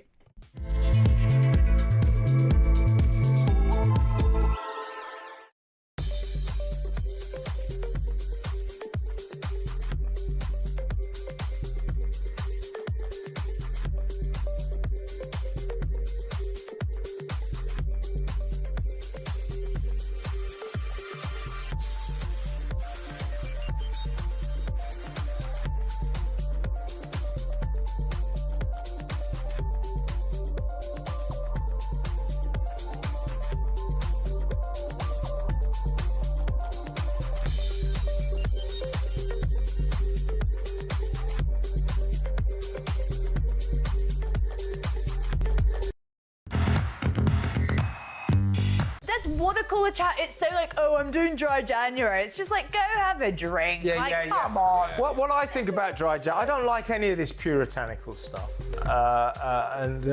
If you're going to spend a month not drinking, why choose the most depressing month of the year? I mean, January is a month when you feel like a drink and you're going to have a drink. So would I ever consider doing dry January, having done it once and having been condemned to dry December? Who does dry December? Across the UK, on DAB+, on YouTube, on your mobile, and on your side. This is Talk. Welcome back, 7:27. We're live across the UK. It's the home of common sense. It is, of course, Talk Breakfast. On the morning that Donald Trump has thrown an absolute atom into the middle of Keir Starmer's already troubled premiership, saying it's totally stupid to give away the Chagos Islands for no reason whatsoever. It's a sign of weakness. China is circling, basically, the hypocrisy of Keir Starmer called out on an international scale. Trump is basically saying to him, so I can't have Greenland because you said it's up to the Greenlanders, but you gave away the Chagossian islands without even speaking to its people and gave them 60 million, so you made yourself look good on the international stage. You idiot. Terry's in Slough. Jez, I'm 76. In my opinion, this Prime Minister is the most useless, incompetent Prime Minister I've seen in my entire life, and I've seen some terrible ones. I wouldn't trust this Labour government to run a jumble sale, never mind this great country of ours. You're probably reacting to the news that his approval rating we're waking up to this morning is the lowest in the history of approval ratings. 75% of this country think he's incompetent. Who the hell thinks he's not? Donald Trump is correct, says David in Grimsby, about Diego Garcia and the Chagos Islands. Britain needs to rip up the treaty and think again. However, Trump is totally wrong on Greenland, but maybe this is one of the points we have to do to persuade him not to go too far on Greenland. That's the point. It's called diplomacy, right? So if you said to Donald Trump, OK, yeah, we're going to rethink the Diego Garcia thing because, frankly, giving 16 billion, my people aren't happy about that because they're all skin. You want the military base. I'll tell you what we'll do. We'll do a deal. We'll withdraw from the act. You withdraw from Greenland and we'll get... Not going to have the intelligence to do that, Starmer, is he? Great. Dave's in Bristol. Morning, Dave. I wonder if Donald Trump will follow up his condemnation of Starmer for giving away the Chagos Islands by criticising his possible decision on this hideous and frightening Chinese Chinese mega embassy? Probably, because let's be honest, he talks more about what's going on in this country than our own Prime Minister. Morning to Paul in Southampton. Cheers. Whatever anyone thinks of Trump, he'll always be a better friend to the UK than Starmer will be. Now, let's hope he can do something to stop this bloody Chinese embassy. By the way, my sister really loves you. Strange girl. Yeah, needs therapy. Can I just talk about the Chinese embassy? Today's the day the government will decide whether this huge, massive Chinese embassy in the centre of London, next to sensitive technology information centres, can be built. Most people would say, sorry, the Chinese have spied. There's been proof of that, and it's not a good idea. But not Starmer. Starmer's cozying up to the Chinese. Before 8 o'clock, our very own Samara Gill, our presenter, our lovely roving reporter, will be here because she went down to that protest last night because local people are going, sorry, you're going to put a Chinese embassy, in the middle of London? Are you barking mad? One would think he possibly is. I think that's the nail in Starmer's coffin. Trump has planed a blinder, says Stephen Cornwall, to see how loyal his government is to the special relationship to America. Prepare the bunting and the street parties. Starmer could be gone soon. God, I'm bored of saying it. Margaret in Yorkshire. We need to get reform in charge of the UK before Trump leaves office so that we can get some unity between us and our best neighbours and friends. Otherwise, we'll be on our own. Jason's in Worthing. The hypocrisy in Trump has absolutely skewered Starmer. I have such a smile on my face this morning. And finally, Mickey Wallington. Farage is going to have a ball in Davos, stirring it up between Starmer and Trump. The EU will put an arm around a battered, ailing Starmer and squeeze us dry. Here's a question for you. Nigel Farage isn't going to Davos, is he? I'll tell you who isn't going to Davos. Keir Starmer announced yesterday he's not going. Don't want to be seen to look weak. Going to stay at home and go to Chequers for the weekend. Don't know where the voice came from. Let's go stateside at 7:30. Haven't spoken to my good friend for ages, live from Las Vegas. Republican strategist Amy Tarkanian. How are you, Amy? I'm well. How are you? I'm good. Happy New Year. Everything's changed. But yes, a lot of things haven't changed. You have Donald Trump and we have a totally incompetent Prime Minister. I have to say, the response this side of the pond to what he's just done on Truth Social is he skewered Starmer and showed him to be the hypocrite he is. Well, sure. I mean, at first I was going to say how I disagreed with the way that President Trump is threatening American tariffs on NATO countries in order to try to take over another member of NATO. But I think your prime minister actually quickly changed that headline by putting his foot in his mouth. And yes, the fact that he's 75% under on his approval rating? That is an atrocious number. But he it's might as well just interesting take some notes from President Biden and go on vacation permanently from here on out. He does sound completely worthless. But that's the point. But the point about what Donald Trump did, and listen, I'm with everybody else. You can't just walk into a NATO ally in Greenland. But what I will forever say about Trump is I think he's more switched on than even his most ardent critics give him credit for. Here's the thing, right? He wants Greenland because in his mind, and I wouldn't make a diplomat, would I? But I think I'm right here. He wants Greenland because he fears the threat from China and Russia. And as he said in his Truth Social, they only respect strength. We've got a Prime Minister who is so wrapped up on looking good on the international stage and human rights and should we pay reparations for what might have happened 10,000 years ago, that he's decided to give away the Chagos Islands to the Mauritian people and £16 billion, can I just point out, because apparently that looks good on the world stage. Now, a couple of things America should know is, one is that money pays off the Mauritian debt, so there's no government debt, and none of their people will pay income tax for a year. Now, you can imagine trying to sell that back here, because the people are going, well, our taxes are going through the roof, food's going through the roof, electricity, we're screwed. But then, of course, this morning, rather than yesterday, this whole Greenland argument, and Starmer stood up and he said, Donald Trump is wrong. The Greenland people should decide. There should be a vote. But he gave away the Chagos Islands without asking the Chagossians a minute. And that is why your leader has just absolutely skewered him and shown the world he's a bloody hypocrite. That's a fact. Well, and it's deservedly so. I was reading an article earlier where I thought, this sounds like common sense when Starmer said something about we need to have a respectable private conversation. There's no need to, basically, he said something along the lines of, there's no need to go ahead and be a bully, right? But that's exactly what he's doing. So I don't know what kind of deal he's getting behind the scenes in all of a sudden doing this quick turnaround himself.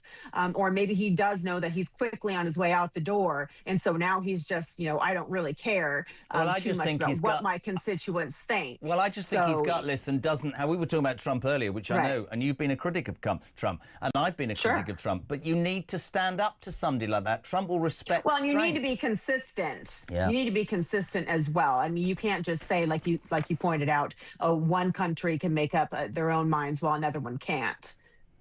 Do you believe, I mean, I'd love to know about America and the Greenland thing. I mean, here, the press, quite rightly, many up in arms saying this is outrageous. I read something the other day that said Americans are getting pretty peeved at the fact that he spends all of his time abroad, and actually the issues that brought him to power, which is to create more jobs and lower prices in the supermarket and gas and all those sorts of things, that hasn't happened, and there are murmurings of discontent. Would that be fair? Yes, absolutely. And I think the fact that you have people that are so overwhelmed, we are now talking about, having the National Guard being deployed once again at the numbers upwards of 1,500 or so here domestically for other issues that are pressing. We still are having a tough time putting food on the table. We are not seeing or feeling the prices coming down like the president keeps reiterating and telling us that it's not the case, when truly we can see our checkbooks still struggling. And the fact, too, that now he continues to talk about things that are happening abroad. Greenland isn't new. This isn't like an Airbnb or a pop-up. This is something that has been around for quite a long time, and he just happens to be the most vocal about wanting it. We know that it's strategic. We know that, the Danish government has already granted us permission to have at least our space base there to oversee, possible threats.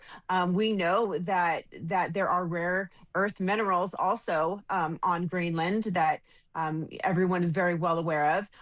The fact is Denmark is part of NATO. If anything happens, you have 30 plus countries that are already well prepared if China or Russia were to try to take over. So by Donald Trump going out and using these fear tactics and saying, well, if we don't do it, then someone else will. Well, this has been there forever. So I don't think that's going to happen. I think the fact that we're seeing him throw out these economic threats is a good sign to show that he truly, I'm really hoping that I'm right on this, will not send military feet on the ground to Greenland in order to say this is ours now. Can I jump in and ask you two questions? One, do you think he'd leave NATO over this? There's actually no telling. I think he likes the fact that he keeps everyone on their toes.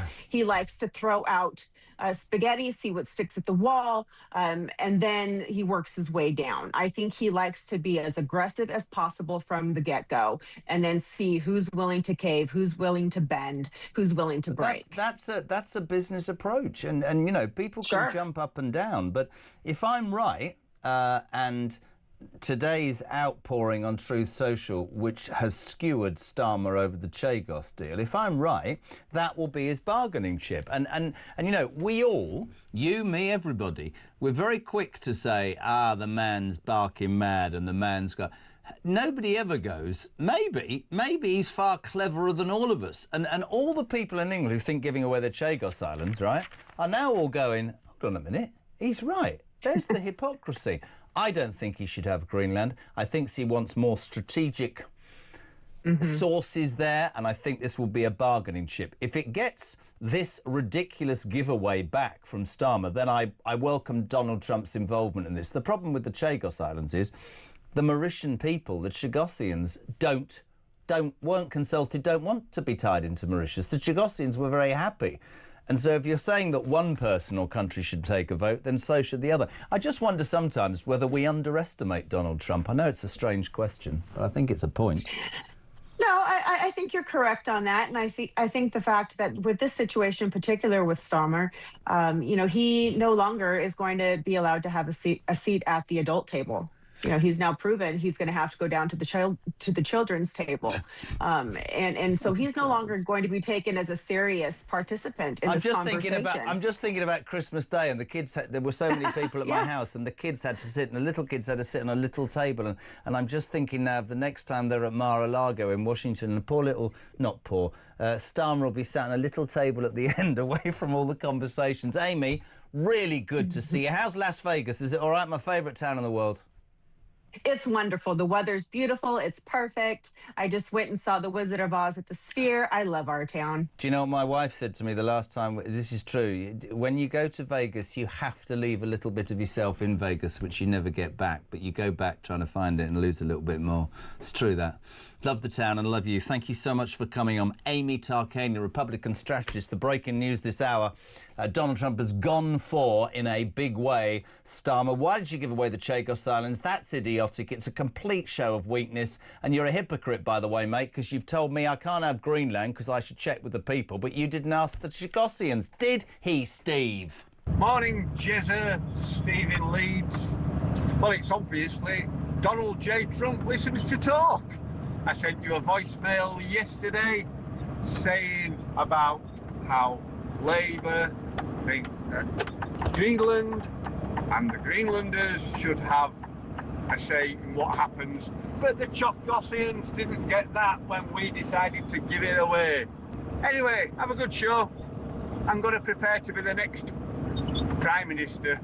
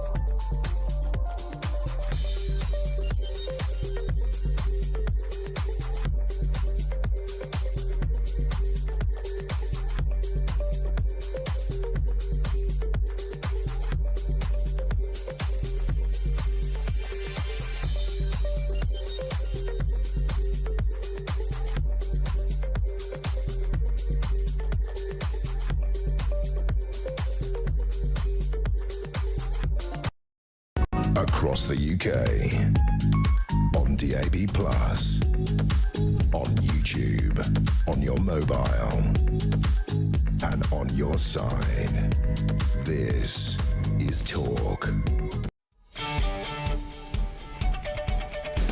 Welcome back, 22.8. It's all going on here. Talk Breakfast live across the UK. JK till 10, and then, of course, Julia. The atom bomb that Donald Trump has sent Keir Starmer is reverberating. Morning, Jess. Following DJT's superb critique of Starmer giving away the Chagos Islands, you can bet he'd also use the same words in the Davos press conference. John in Wapping, good morning. Jez, I'm no fan of Starmer. This is interesting, Zarina. I never rated him or Labour at the election. However, was it not the Tories who brokered the deal with the Chagos Islands? Furthermore, it was one of the very few things he did when ascending to power. We know he is weak and we know the incompetency, but isn't Trump's view a little late? Probably is, but that's how Donald Trump works. Don in Chelmsford, I think Trump has finally taken the gloves off. He knows Starmer is weak, and now comes the knockout punch. Heather, Donald Trump finally slams our country. He is right. This reckless, dangerous and stupid crap government need to go. Sean in Bradwell, go the Donald. That's Starmer in Trump's pocket over Greenland. Labour will be finished just like the stories. John is in Spain. I said to my missus when Trump got in that Trump will RIP Starmer a new one after softening him up for a year or two. And finally, for now, Nikki the Cleaner. You don't have to put that. Can you come to my house? Do you think that Trump has only just changed his mind on Chagos, originally saying it was a good deal to get us out of the way so he can then buy it from Mauritius? Probably, I don't care. 17 minutes to wait. Loads to get through this hour. Very quickly, there's a terrible sort of educational... I'm not sure who created this, but it was some research that said that the most important dividing line in attitudes towards immigration and support for right-wing policy is... I mean, this is appalling. This report for National Centre for Social Research revealed that people with qualifications below A-level are more likely to vote Tory or Reform. So it basically means if you're perceived by the establishment as thick, you're going to be a right-wing bigot. We speak to the best man when it comes to education, Chris McGovern, chairman for the Campaign for Real Education, retired head teacher. Not got long, Chris. Good morning, my friend. How are you? Very well, thank you, How Jeremy. bloody condescending is that research? If you don't get A-levels, you're likely to be a far-right bigot, is what they're saying, in essence. Well, if you're in the education world, you're thinking this is a great success. The education is going to say, yeah, we're doing a great job. We're brainwashing our young people. So the longer you stay in education, the more likely you are to be left-wing. It's incredible, really. They're also talking about, you're going to support diversity the longer you stay in education. But actually, by diversity, they mean you don't have free speech and you have to be anti-Semitic. So it's a nonsense, of course. It's very worrying. And we are an outlier. We're different from most of the rest of the world. I have to say education's always been something that I always want to talk about. You know that. We've spoken many times. I worry about kids being indoctrinated in schools. I worry about that as an attitude. There's a dividing line. If you're not very intelligent, you're likely to vote the Tories or Reform. So condescending. And I hear stories, Chris, the whole time about... I had a story the other day about a headmaster who lectured the children. It's not about winning matches. It's about taking part. It's not about... learning to read, write. It's about being kind to your fellow pupil. What a load of old rubbish. Yeah, and talkTV is about common sense. You don't necessarily find much common sense in the education world. Let's go back to 1933 for once. Hitler comes to power. There's an Oxford debate, Oxford Union. And what do they vote for? They would never fight for king and country. This is when the Nazis are rising to power. This is the educated class. So we have to be very careful about what's going on here. Look, there are plenty of people on the right who are very educated, but to patronise and diminish people as being thick if they go for the right, it's appalling. And it just shows you where we are as a country. It's the collapse in our values, I think. We should respect people properly. And this promotion, look, if you're affected by immigration because you can't get a job or a house, you're more likely to vote against too much illegal immigration. And so would middle-class people if they were being affected directly by immigration. So it's a state of our nation. It's not the same in America. This report shows that in America, it doesn't divide on educational grounds, and most of the rest of Europe doesn't. But in Britain, the educationalists will say it's a great success. We brainwash young people, so they get to A-level, they're going to be very left-wing. And I'm regarded as being on the right because I believe in knowledge, like Karl Marx, by the way. I don't regard myself as right or left, just hopefully sane. Well, you are saying, mate, I know it's only a quick hit this morning. This man, for anybody listening, the Campaign for Real Education, Chris is the chairman. This does such great work because they believe an education is about balance and creating an environment for kids to learn both sides of the argument. I love having you on, Chris. I really appreciate it. It's a quick one. Thank you so much indeed. This furore over Donald Trump won't go away. He's announced that giving away the Chagos Islands is an utter disgrace. He's basically ripped Starmer a second one. Morning, Dave. Good morning, Jeremy. Dave from Manchester. Regarding Starmer and his lack of competence and his willful neglect, I think I've made this point before in the past, but it didn't make it to air. Hopefully it will this time.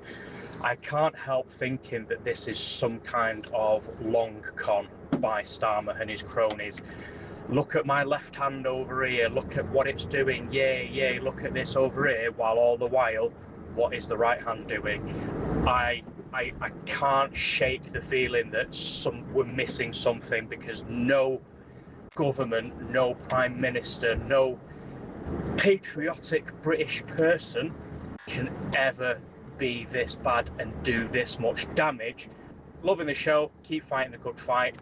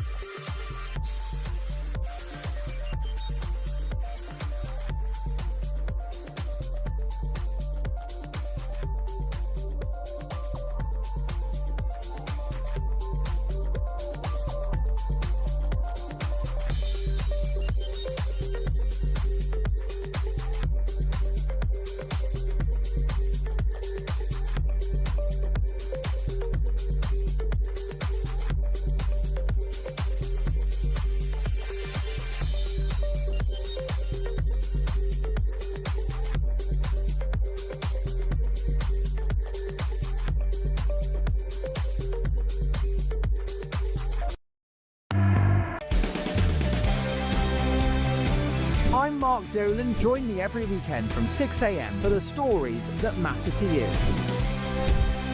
We talk politics, we talk news, we talk entertainment, we talk about everything that affects your life. There's only one place to start your weekend, the home of common sense. Talk Breakfast on Talk. 6 a.m. to 10 a.m. every Friday, Saturday and Sunday here on the home of common sense.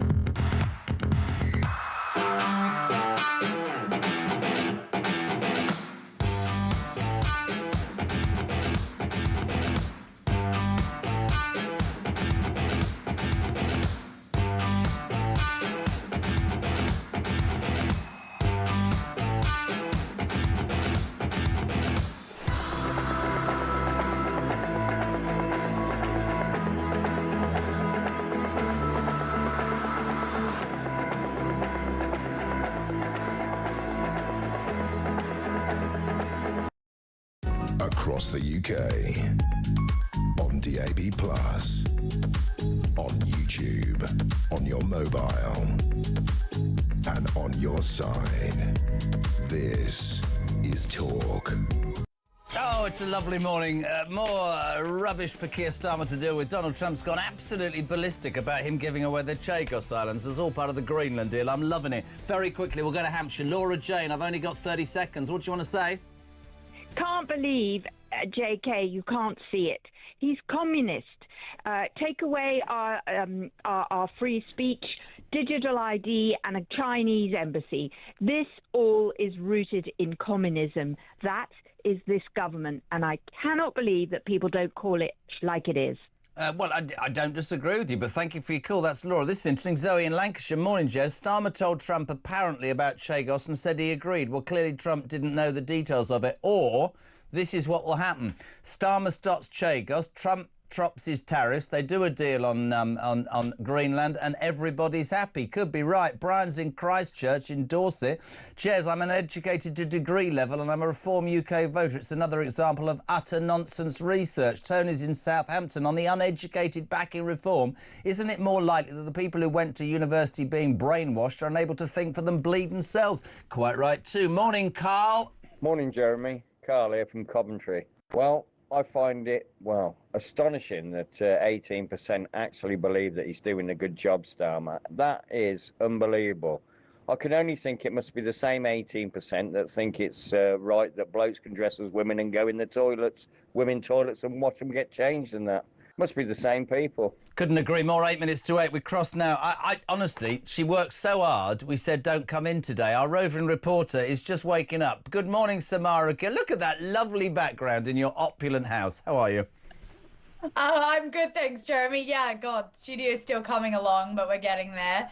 No, I mean, look, it's exactly what Laura Jane said. This is Keir Starmer absolutely bending over backwards for Beijing.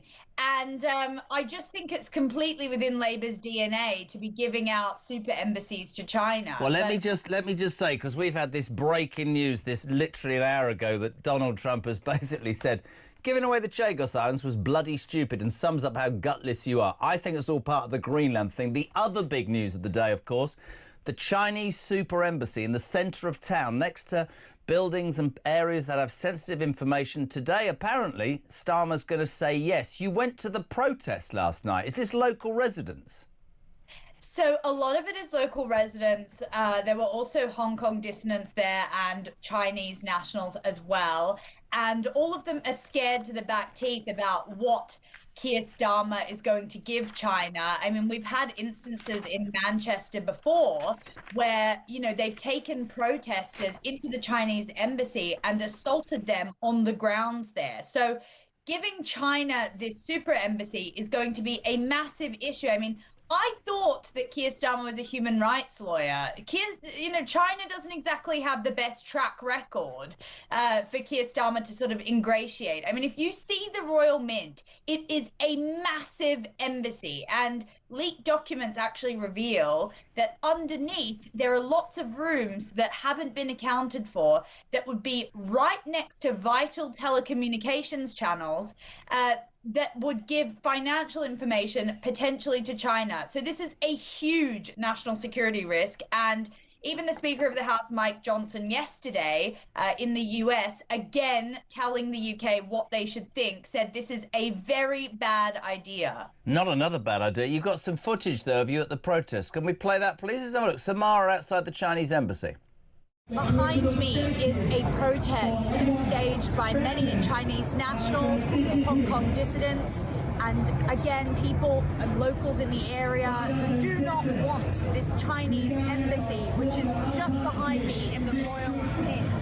It's being proposed as a super embassy. Now, underneath me right now are telecommunications and fiber optic cables. Now, we know from a leaked document just last week that there are many rooms that were not accounted for in the original floor plan of this embassy. Kemi Badenoch, she just made a speech which sort of centered around her living under a dictatorship and how she did not want that here. It was a very anti-China speech, something that's quite unprecedented for an opposition leader.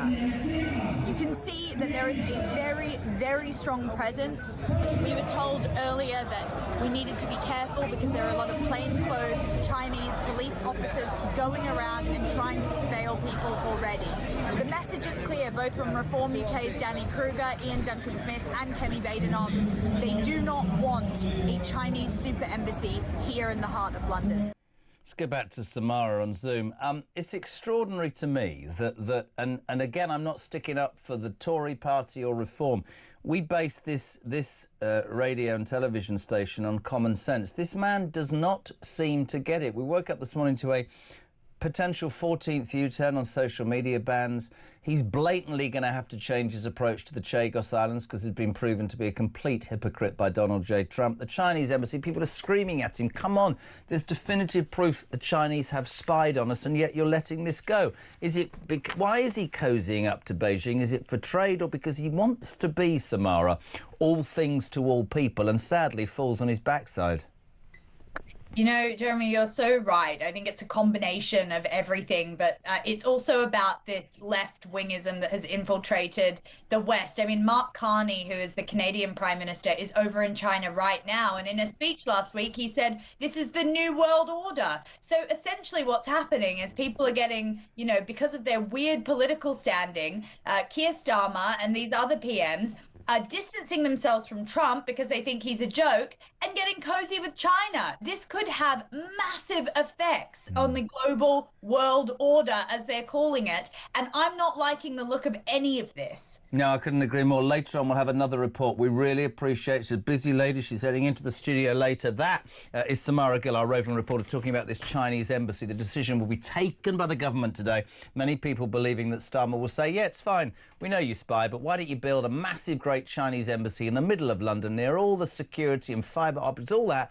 Don't worry about it. But he's got bigger problems. If you're just joining the show, breaking news in the last sort of hour, that Donald J. Trump on social media, on Truth Social, has absolutely ripped Starmer a second one and says that, shockingly, our brilliant ally, UK, is currently planning to give away the Chagos Islands, the site of a vital military base, to Mauritius, and to do so for absolutely no bloody reason. There's no doubt about China and Russia have noticed this act of weakness. They only recognise strength. That's me, the America. The UK giving away extremely important land is an act of great stupidity and is another in a very long line of national security reasons as to why Greenland has to be acquired. Denmark and its European allies have to do the right thing.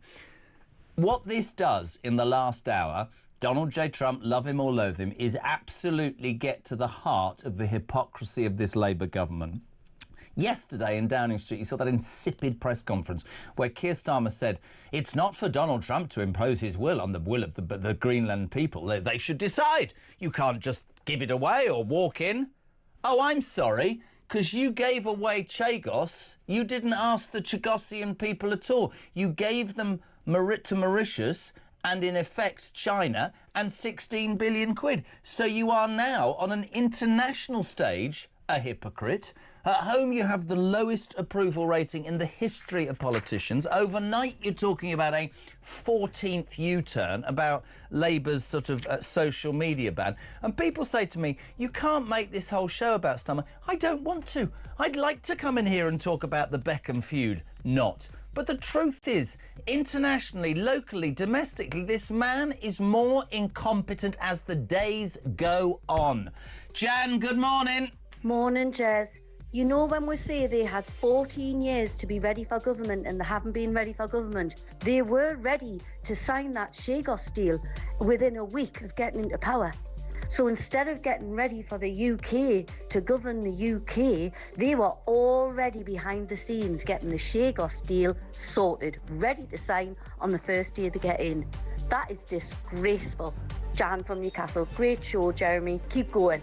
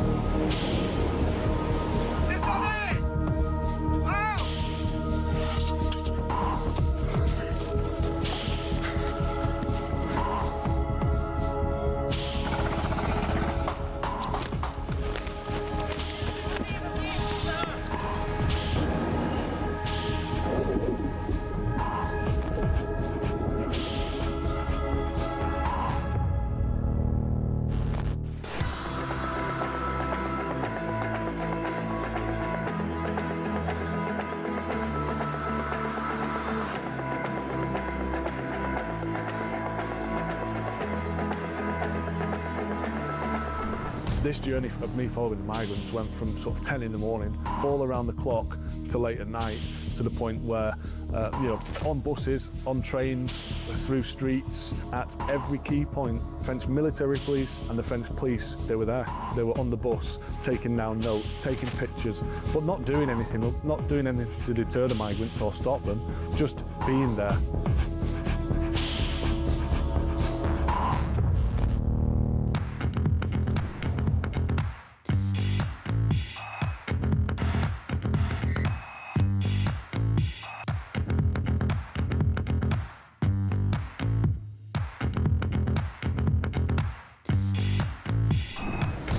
I was sat in the tent and he was showing me through photos of his phone, scrolling through.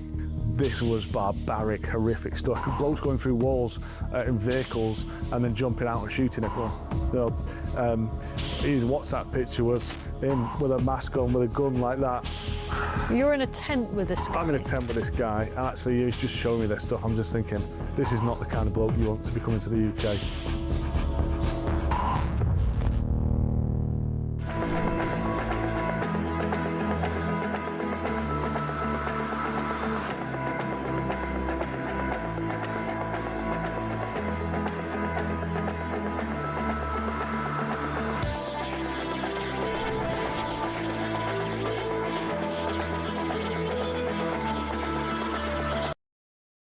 Across the UK, on DAB+,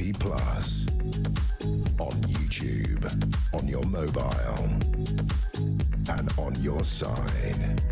This is Talk.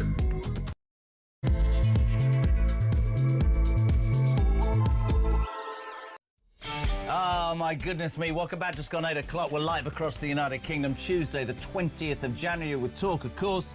Home and Common Sense. It's where Alarm Clock Brits and the working man and woman comes to speak. And my God, we were sitting here, we were waking up to news that another U-turn on social media bans for under 16, and Keir Starmer, bless him, the worst approval rating in the history of British Prime Ministers. 75% of you think he's useless. Kemi Badenoch saying, I know there might be more defections, but there might not be. What? And Reform telling us there might be a Labour defection today. And then all of that, my friends, blown out the water, because ahead of 7 o'clock this morning, Donald Trump seizing the initiative. Much criticism, and I think rightly so, about his approach to Greenland over the last few days. Him saying, I want Greenland strategically. China and Russia are circling, and NATO going, no, this is outrageous. Who does he think he is? Then he wrote this. Shockingly, our brilliant NATO ally, the United Kingdom, is currently planning to give away the island of Diego Garcia de Chagos, the site of a vital US military base, to Mauritius, and to do so for absolutely no reason whatsoever. There is no doubt that China and Russia have noticed this as an act of total weakness. These are international powers that only recognise strength, which is why the United States, under my leadership, is now, after only 1 year, respected like never before. The UK government giving away extremely important land is an act of total stupidity, and is another in a very long line of national security reasons as to why Greenland has to be acquired. Denmark and its European allies have to do the right thing. Now, the point about this is the complete hypocrisy that you can now level at Keir Starmer. Earlier, Simon Danczuk, former Labour MP, now Reform defector, nailed it perfectly. Have a listen. He's turning the screw on Starmer. It's as though Donald Trump's been listening to the show, listening to our conversation. I know. It's exactly what we've been talking about. Trump says there is no doubt that China and Russia have noticed this is an act of total weakness. Of course it is. This is weak leadership. This is Starmer all over. And thankfully, Trump is calling him out. He's saying exactly what we've been talking about. Starmer is a weak leader, and it's seen all over the world. It's, it's a disaster. The hypocrisy as well, because what Starmer's also saying is it's for the Greenlanders to decide what happens to Greenland. Yep. Well, that's not what he did with the Chagos Islands. Thank you very much indeed. Total hypocrisy. And he's being called out by Donald Trump, thankfully. And there's the point. Hypocrisy. Stood in Downing Street yesterday and said Donald Trump shouldn't be forcing his way across Greenland. It's up to Greenlanders. But you gave away Chagos, you didn't ask the Chagosians, and you gave 16 billion of our tax-paying money to make yourself look good amongst your human rights friends, and we're financially screwed. We say a very good morning to Isabel Oakeshott, Talk's international editor. Any news today blown out the water? This is amazing, Isabel, isn't it?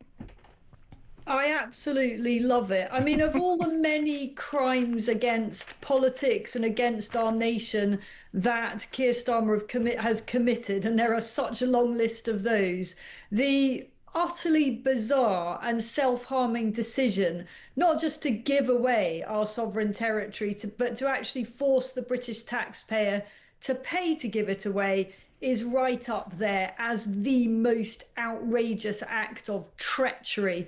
And, for a prime minister whose absolute raison d'etre is to protect the interests of the British people, to do that is beyond scandalous. And it's been a source of great frustration to all of us voters that want this not to happen, that Donald Trump has been apparently quite disengaged in the issue up until now. Why? Because perhaps he took a pragmatic view that, America still gets broadly what it wants without having to pay any more for the use of those islands. But now he's absolutely gone nuclear, hasn't he? And it's not too little too late. I mean, he's gone so hard on Starmer over this, and the whole transfer of the Chagos Islands to Mauritius is still not finalised. It really does give rise to hope that there will be a way of reversing this completely lunatic decision. I get criticised a lot about my opinions on Donald Trump. People love him or loathe him. I can see sometimes that he's ludicrous in what he says. But this today rather verifies, Isabel, that I believe that he's actually, because he's a salesman, he seems to me to be ahead of all of them. Now, a lot of people are saying, but hold on a second, he apparently agreed with the Chagos Islands. He might be that clever, he kept it at the back of his mind. Because let's go back to the hypocrisy. Downing Street yesterday, Starmer stands there and goes, it's not for Donald Trump to march into Greenland, and who does he think he is? And we should let the Greenlanders decide.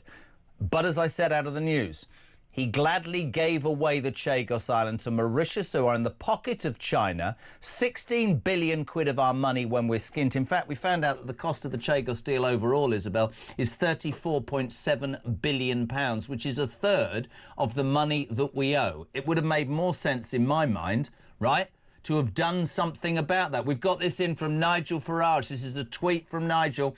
Thank goodness Trump has vetoed the ridiculous surrender of the Chagos Islands. Bingo. Absolutely, because everybody thinks the same. And all the people that go, oh, is it because you don't want to give land away? No. I'm more bothered about the 16 billion. I'm more bothered about Starmer pretending to be some human rights good guy and making us look as weak as anything on the international stage. And you know what I mean by that. I do, but this is also really serious on a defence front. I mean, I'm as sickened as anyone else about the idea of the British taxpayer being forced to pay a single dime for this completely unnecessary transaction. Like Starmer himself, I don't believe in countries being bought and sold. That's what Starmer has broadly said in relation to Greenland. You know, countries aren't for sale, except it turns out in relation to the Chagos Islands, they are. And the reality is that the world is a very dangerous place at the moment, that the Indian Ocean is a increasingly important theatre of international competition, that the Chinese get ever more powerful in terms of their naval capacity, that they pose a continual threat to freedom of navigation, our ability to go where we want on the high seas, which is basically underpins the whole of global trade, and that having the Chagos Islands on a kind of lease is no substitute whatsoever for having the freehold. You know, we own these islands, they are our sovereign territory, and it's simply not the same to say, well, we will pay to rent them and then sublet them to the Americans. I mean, it's obvious, really. I don't need to spell it out why that's not okay. But on a practical defence level, if you only are a tenant on a property, then you suddenly find that you're subject to all sorts of terms and conditions, and that international arbitrage comes into it, that you don't have the freedom to do exactly what you want with the property and from the property. Just to give an example, the Mauritians are a signatory to a treaty, an international treaty that does not allow any nuclear weapons on African territories. Well, Diego Garcia is used and has been used for operations involving nuclear-powered vessels, for example. So we could easily find, and the Americans could find, they're not allowed to do that anymore. This is complete insanity, and Trump has just called it out, and it is a huge humiliation for our Prime Minister and indeed for our nation. Can I salute you as well? Ladies and gentlemen, this woman, she raised this an hour ago and said, I want to come on. Thank you so much, Isabel Oakeshott. Just a quick hit today. We'll speak to you later in the week, but fantastic work. Talks International editor Isabel Oakeshott on this breaking news that Donald J. Trump has ripped a second one out of Keir Starmer and said, you're giving away the Chagos Islands. She didn't even ask the Chagosian people. He gave them 16 billion quid. And you've got the temerity in telling me that I shouldn't go to Greenland and that they should be asked. Who the hell are you? And that Farage tweet. In the last few minutes, Nigel Farage has tweeted, thank goodness Donald Trump has vetoed the surrender of the Chagos Island. Let's go to the cleanest kitchen in London town and say a very good morning to the First Lady of Reform, Sarah Poaching. Good morning.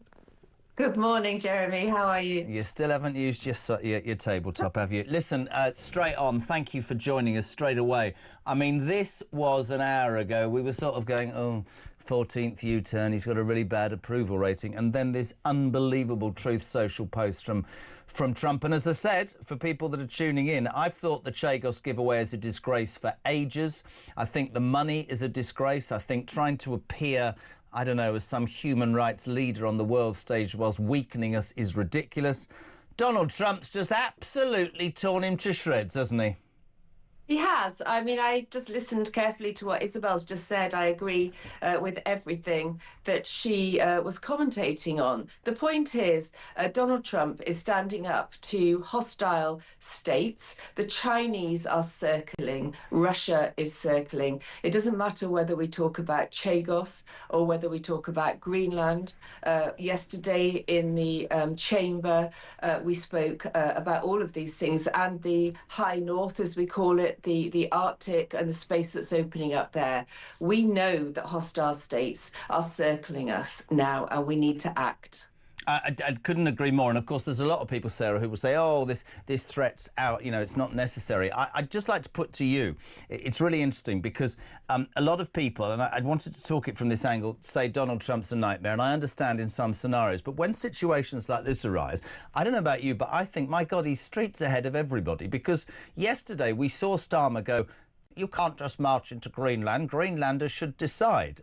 Basically, what Trump's saying on that Truth Social Pact is you didn't do that to Scotians, did you? You just gave it away to look good with your mate Harmer or whatever he's called, and the money. It's complete hypocrisy. And somebody just texted me and said, that'll be the deal. Starmer will have to backtrack on Chagos, which will be a win for everybody, and Trump will say they'll come to some sort of arrangement about the tariffs. That's business, isn't it, Sarah Pochin? Look, Starmer is all over the place and clearly not able to negotiate or even be on Donald Trump's radar.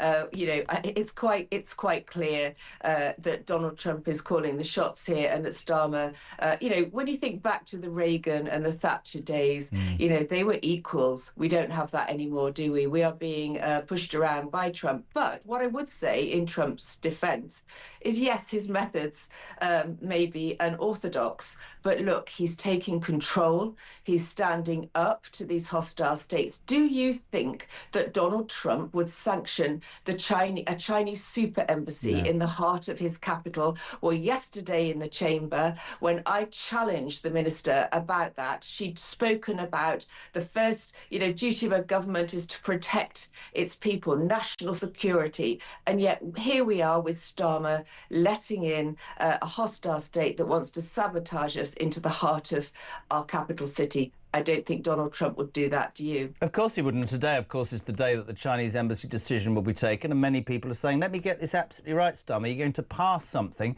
for a country in the heart of London, near all of that security and fibre optic cables and everything. You're going to allow that to happen, knowing that China has spied, that there are issues.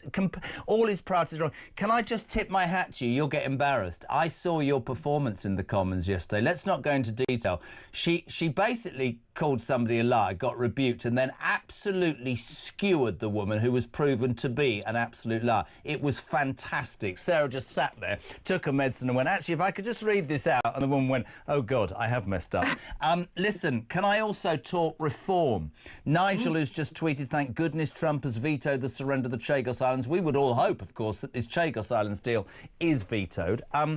We're all on, I know it's difficult for you, but we're all on defection watch. We had Robert Jenrick last Thursday, Andrew Rossendale. Nigel, of course, said, and I quote, there will be a Labour profile, a person from the Labour Party, on Tuesday. Nobody seems any the wiser, which is, by the way, can I support, I mean, I know, Nigel, can I just say, the way he's kept this stuff secret says an awful lot about the man, because there has not, but nobody knows anything.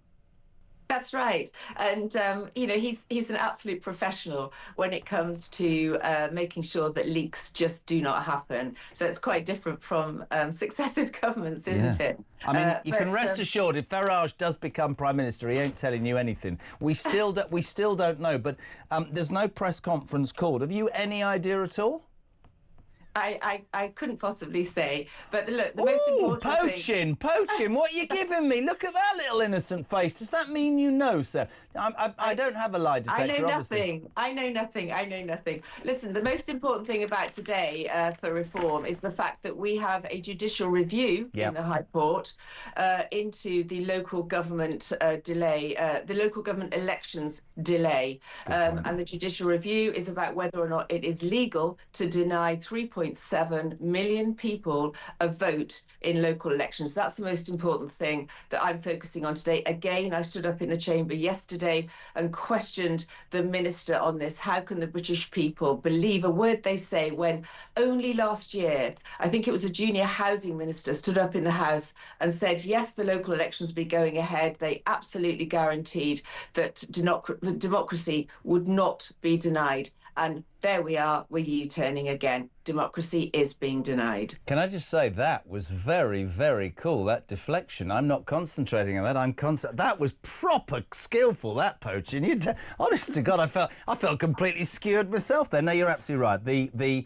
the appalling decision to take away the rights of 4 million people voting is absolutely what reform should be bashing on about. Just like your opinion quickly as well. Came into another Labour U-turn. I'm slightly... You've got kids. I different sort of opinion to many. Basically, he opens the door, Starmer, because of a backbench revolt, to an Australian-style social media ban for under 16s. Now, I absolutely agree that the impact of social media can be and has been so detrimental to many kids from young age to 16. We had Simon Danshuk earlier, a very interesting opinion, and he said, he was doing the papers, actually the reality is that the high-tech companies need to be given more control. They need to be brought to bear. It shouldn't just be the state or parents, it should be a combination. But actually he doesn't believe a ban would work. It would be pushed underground and 15-year-olds would suddenly identify as 17-year-olds. But on a serious note, I'm really interested in your take on this. As a parent, I do want some control, but I'm guessing he's probably right. It should come from companies, right? I think that there's so much more we can do to get the big companies to police these sites better. It is a combination of factors. It's to do with parents and how much time and how much control they have over what their children are looking at. I think to an outright ban, you're going down that road of blocking children's availability to information and the whole freedom of speech. But they are still children. Yeah. And as you know, I'm a mother of two when my children are now in their mid-20s, and so it wasn't such a big thing when they were under 16. But now, we're all attached to a smartphone, so I'm not sure how easy this will be to police. It'll be very interesting to see in time the results of the Australian attempt. But I was reading already that there is some concern in Australia about children under 16 being forced onto the dark web, where so much more danger lies waiting for our children. And I think that's the point. There will always be an underground way of getting more information. So if you just have a blanket ban, which, let's not forget, by the way, is not inside Keir Starmer's DNA, because he had the opposite view, but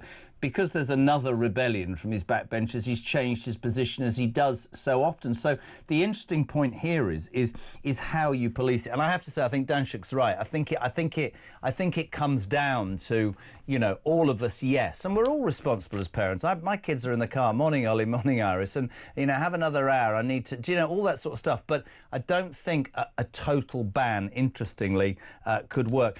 Also, can I just, do you know this? I want to ask you this. Keir Starmer's personal rating has hit a grim new low. 75% of the country has a negative viewpoint. 7% don't give a toss. But 18%, Sarah Pochin, of people in this YouGov poll said they thought Keir Starmer was doing a good job. Have you ever met one of those 18%? Because I've been putting a call out all morning and nobody's come to me. Nobody at all. Well, there might be a few on his front bench, I guess, although the problems he's got in his team are becoming clearer and clearer. But the fact is, look, the only thing he's good at is U-turning. We may have another 2 or 3 U-turns by the end of the day. We've got the social media ban. We've got the Chagos deal. Do you think he'll U-turn on Chagos? That's the big one, isn't it, after this news with Donald Trump? Do you think he will? Well, he should. There's no question if Reform was in government, this would never, ever have happened. And British taxpayers' money unnecessarily being given away to the Mauritians, who are now, if this deal goes through, not having to pay income tax themselves, whereas we in this country are taxed to the hilt. So I hope he U-turns on that. But it's clear that the only good decisions he makes are his U-turns. It's interesting. Listen to this one from Zarina. I agree wholeheartedly with Isabel. Equally, Jez, why can't we use the money saved from the Chagos to pay a third of our national debt that's costing us £10 billion a month to pay off our debt? Starmer will go down in history as a man of the British people. My point, Sarah, just to finish, is we have this debt which they ignore, right? There's no money. Food goes up, energy goes up, council tax goes up, but they find £35 billion to buy give away the Chagos Islands. So does that say there is money? What does that tell us of the finances of this country? Well, what I'd like to do with that 35 billion is put it into our armed forces. Yeah. We started this conversation talking about the fact that the world is getting more hostile. Hostile states are circling us. Let's beef up our armed forces. Let's get drone technology up to scratch. Let's get the capability that we need now to defend ourselves. National security is the #1 priority of any government. So let's not mess around anymore with this Chagos deal. Let's start putting all that money into defending ourselves. Sarah, so kind of you to come on. I love our weekly roundup in your kitchen. Have a good day. Really appreciate you coming on. Sarah Pochin, the First Lady of Reform, Runcorn and Helsbury MP, 824. Busy morning. And if you are just tuning in, Donald Trump has skewered Keir Starmer, who yesterday, of course, said it's not for Donald Trump to walk over and into Greenland, and this is an outrage, and he should ask, we should ask the Greenlanders what they want. Fair enough. Today, he's written Truth Social post, which basically says, you've given away the Chagos Islands. It's a complete show of weakness. You look like it's stupid. And you didn't ask the Chagosians, did you? You just gave it away, so you're a hypocrite. So there you go. Good morning, Jordan. Morning, Jazza. Jordan in Chesterfield. I absolutely love the news this morning about the Chagos Islands. I think it was absolutely disgusting for this government to give that away and force us to pay for it as the taxpayers. So thank you, Donald Trump, because I think this might be Starmer's 15th U-turn.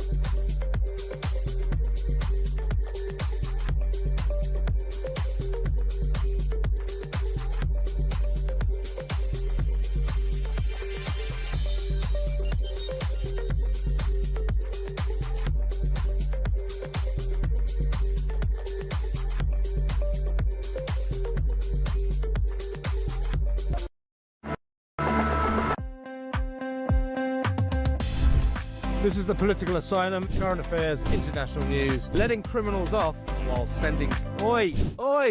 You shut up!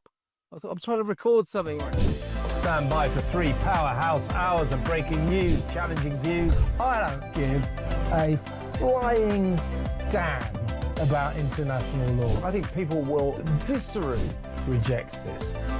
We're with you every weekday night, Monday to Friday, 7 until 10 p.m, right here on Talk.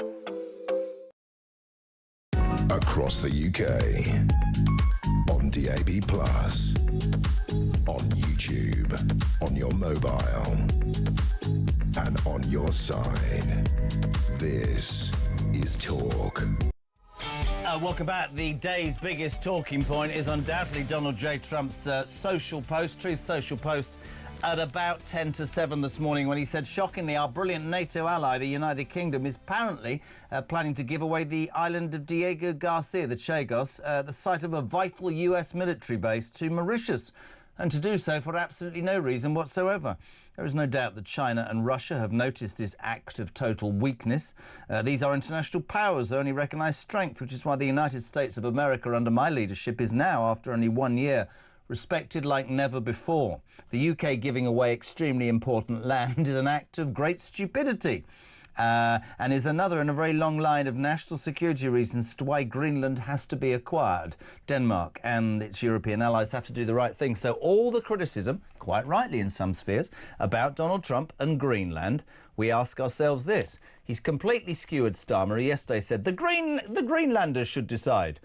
Well, they didn't with Chagos, did they, you hypocrite? Did Starmer know this? I mean, rather, did Trump know this all along? He just played a game. What do you make of it? 8722. Start your message with the word talk. This is anonymous. Jez, let's not sugarcoat it. Trump has strung Starmer upside down by his goolies, and it's the best day I've ever had in my life. Brilliant. Pete, how can Starmer give away our property and lands, right, without a referendum? I've no idea. Martin, Gibbons. Good morning, JK. Another great show. This is Martin from Cambridge. It all seems more like a Norman Wisdom script to me, this government. If it wasn't so painful for all the taxpayers in the UK, it would be comic.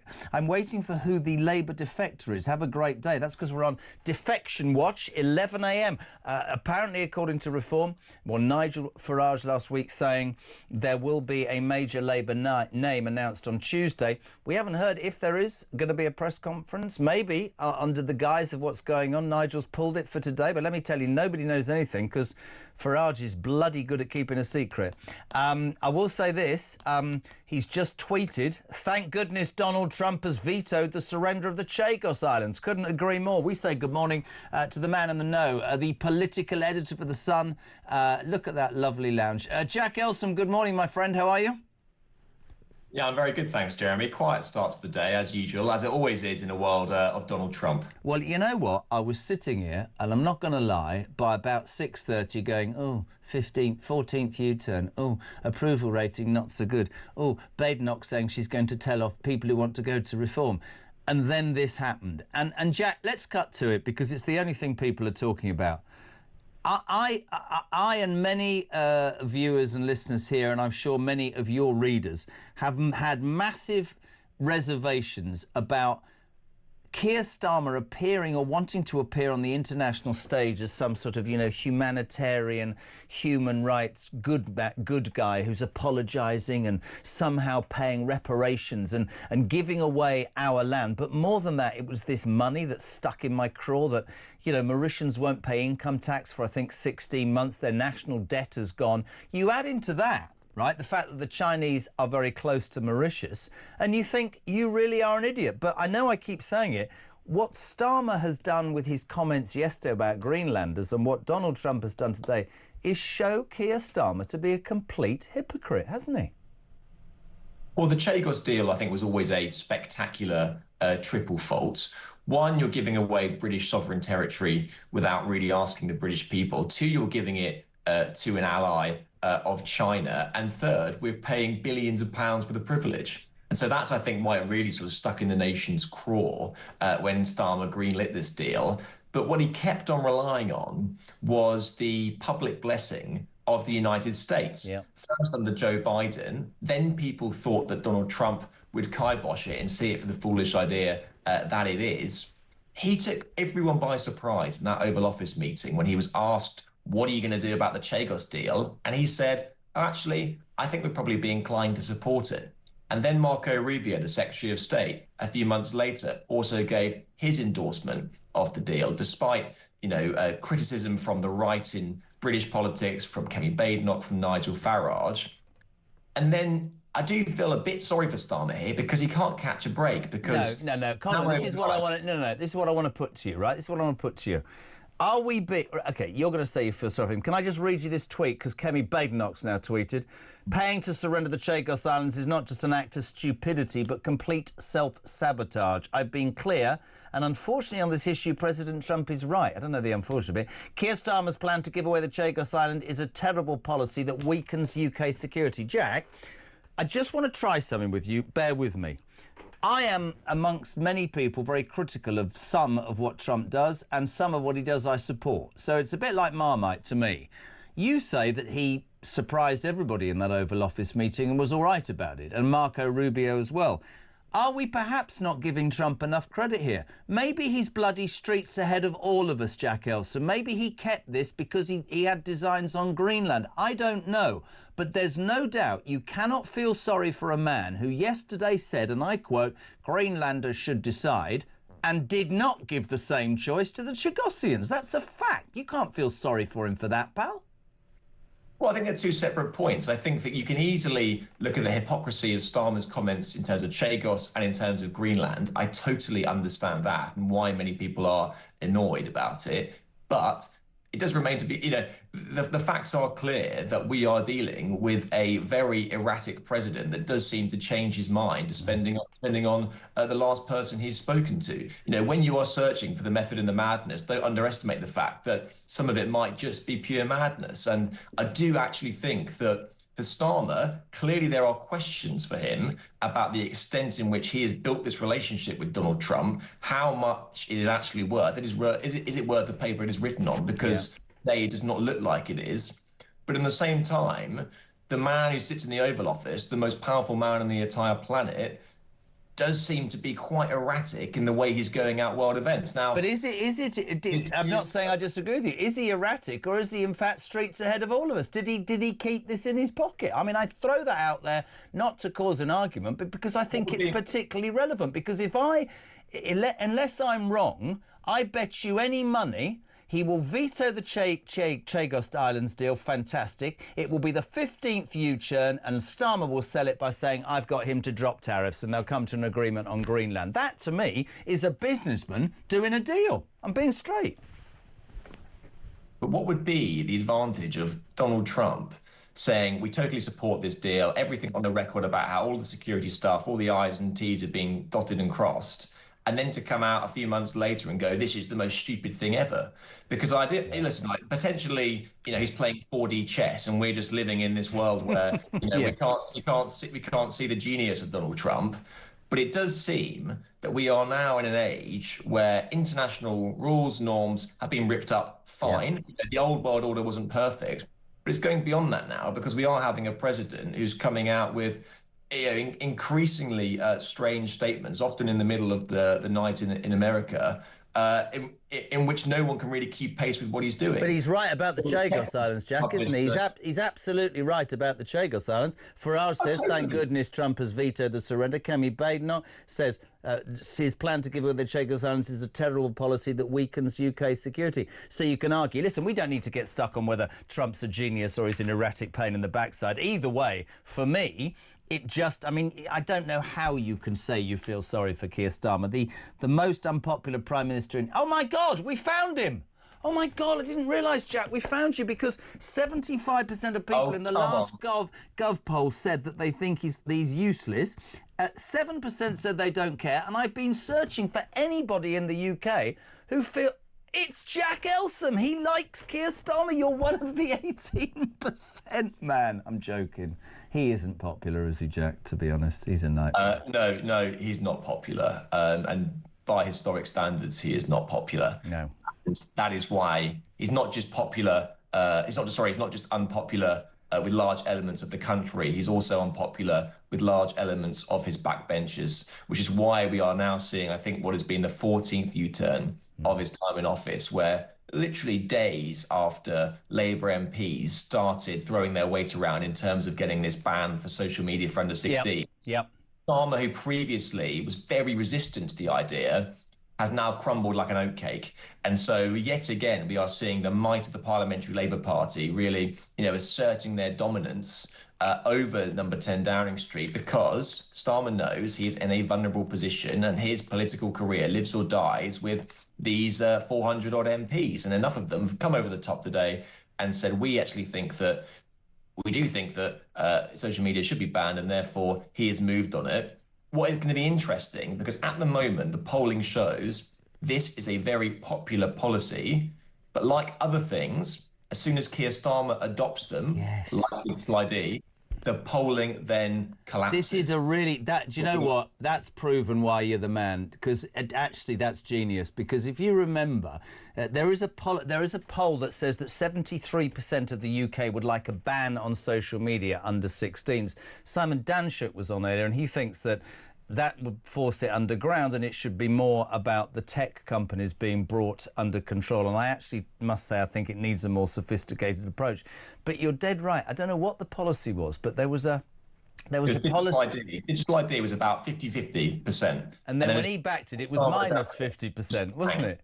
It's absolutely tanked overnight.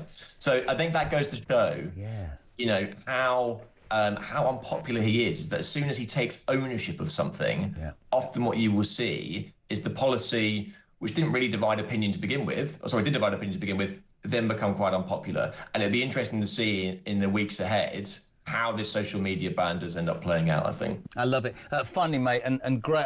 Well, two things quickly. The Chinese embassy, I sent Samara Gill out there the other day. Big protest. This is unbelievable today. The Prime Minister and his government will decide whether this mega embassy in the middle of town, London, the Royal Mint, near fibre optic information centres. I mean, the Chinese have been proven to have spied. This, to me, is another ludicrous decision by Starmer. Nobody thinks it's a good idea, but he apparently thinks it's all right to cosy up to the Chinese. Yeah, well, Starmer, like many prime ministers, is having to, to use that horrible Westminster cliche, walk that diplomatic tightrope, or so he sees it. He wants to try and talk tough on China superficially, talk about things like, we're gonna confront them where we need to, but also cooperate with them where we can. We think that Keir Starmer will probably take a visit out there within the next few months or so. Wow. So he doesn't want to upset Xi Jinping, but at the moment he doesn't really seem to want to upset anyone. And sometimes, but in the process, he's upsetting everybody. Everyone back at home, I think you'd probably say as well. But yeah, you're totally right. This has really divided opinion. The Chinese embassy. We're expecting Steve Reed, the community secretary, with who the decision rests, to slip out a ministerial statement later saying that this mega embassy has been approved. And I think you can cue pretty heated outrage rightly outraged from large corners of the country. I think that it will get dragged along in legal quagmire for a long time. You've upset Steve. Jack, I feel sorry for Starmer. He doesn't catch a break, man. Everything that he's being held accountable for is of his own doing. He's an idiot. I like you, Jack. Listen, I'm going to give you the chance to be a man of the people. You are the political editor, front page of The Sun today. Oh, my goodness me. I'm done with my fan. Let me tell you a story about this Beckham thing. My eldest daughter, Harriet, right, 35, right, texted me, Dad, call me. Hi, Danny, you all right? She went, forget World War III, forget Greenland, forget this. Have you heard about Brooklyn Beckham? He's gone nuclear. And I went, what? Sat on the sofa eating chocolate. Her husband, like me, going, what the hell's this about? Obsessed about this feud. So originally, I was on the side of Posh and Bex and thinking, this Brooklyn chap, clearly he's a petulant little so-and-so who is throwing everything back in his father's and mother's face, who have given him everything, a life of luxury, great start in life. Nepo. What works. Nepo. But when I read his 6 Instagram stories last night, I did actually sort of see it from his side. And I think it'll be very interesting now to see what happens to Brand Beckham.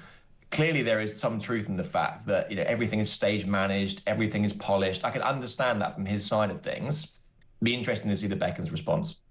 Yeah, my only point would be you wouldn't be where you are with your girlfriend who's worth billions and you've got even more money if it wasn't for your parents. But listen, fantastic. What I love is that Jack Elson, the political editor, is the only person who's been able to talk about the Beckham feud today.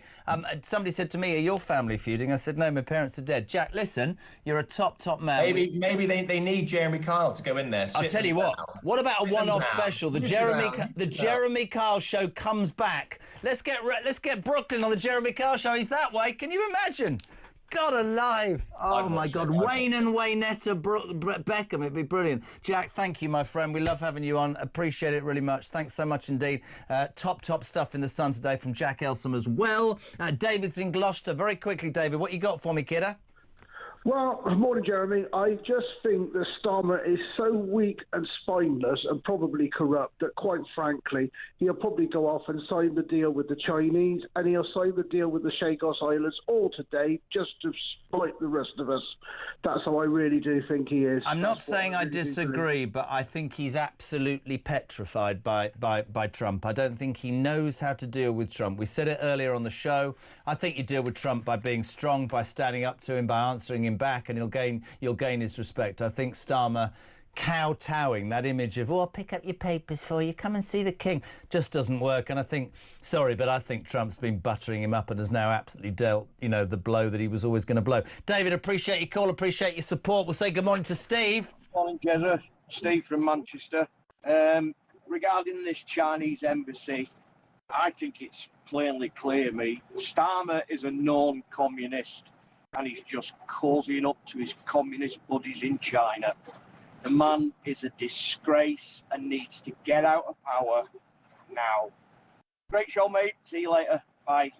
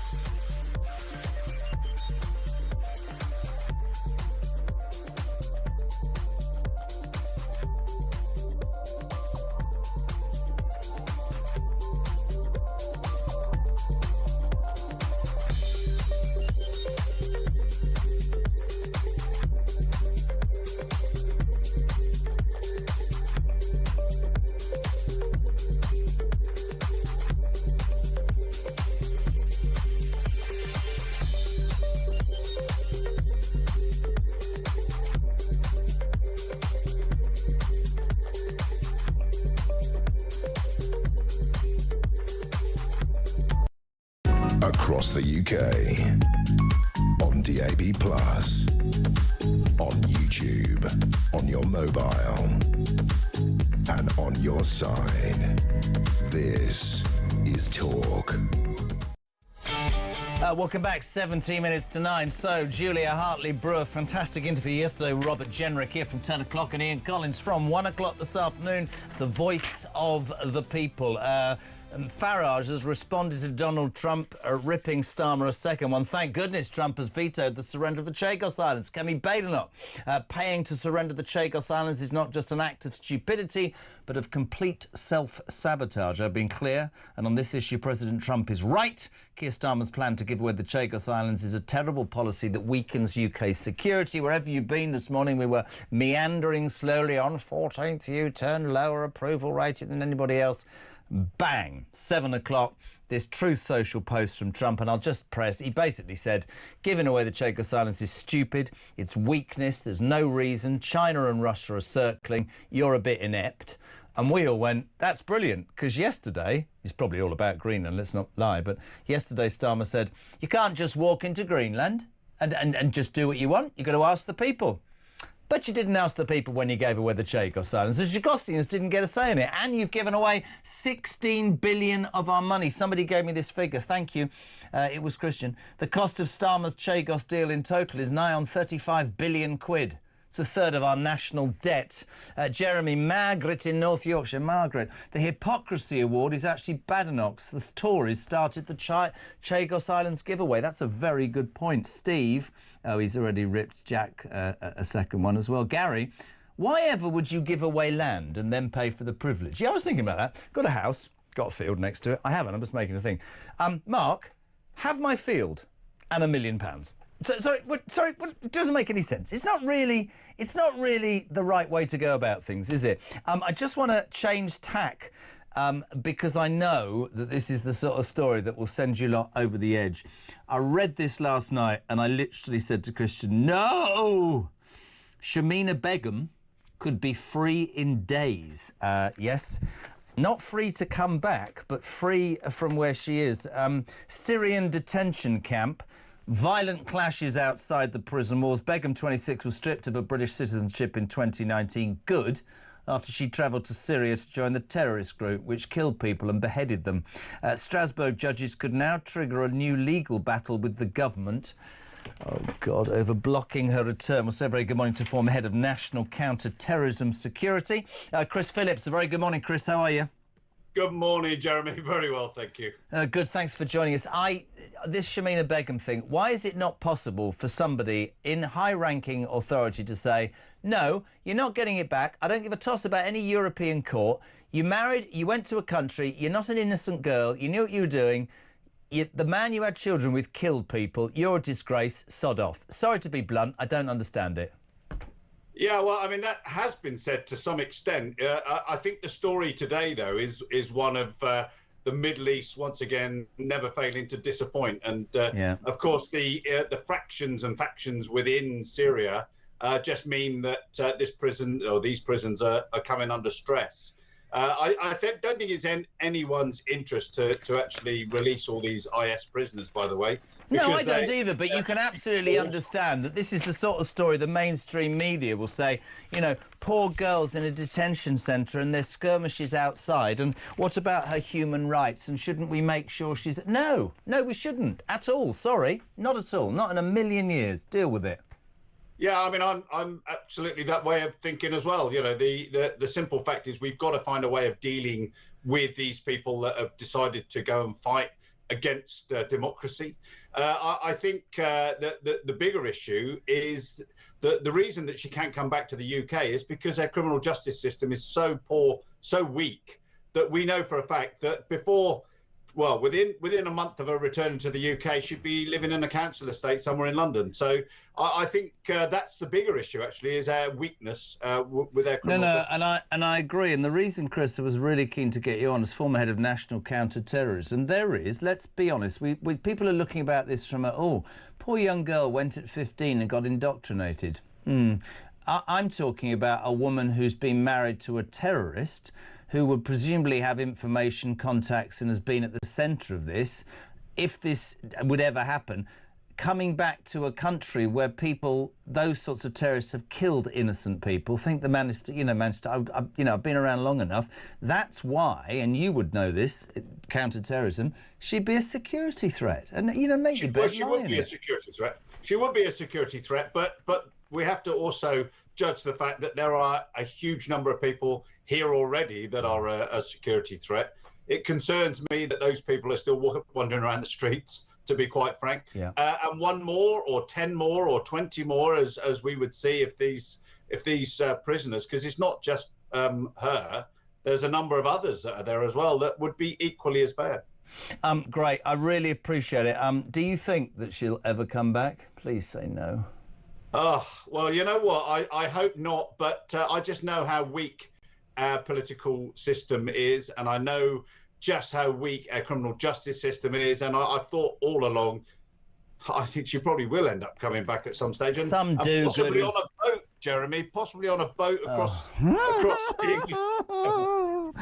All right, listen, let me just bring it down a level peg or two. You are the former head of National Counter Security, so you should have an opinion. Are you Team Brooklyn or Team Posh and Becks? Listen, Posh and Becks have been a great boon to this country. I really do think so.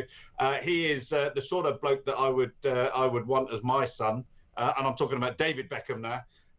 And I think he's a great guy, and it's just sad when these things play out in the national press. Have you done some private security work for the Beckhams in any which way? Never. No, I don't think you're right then.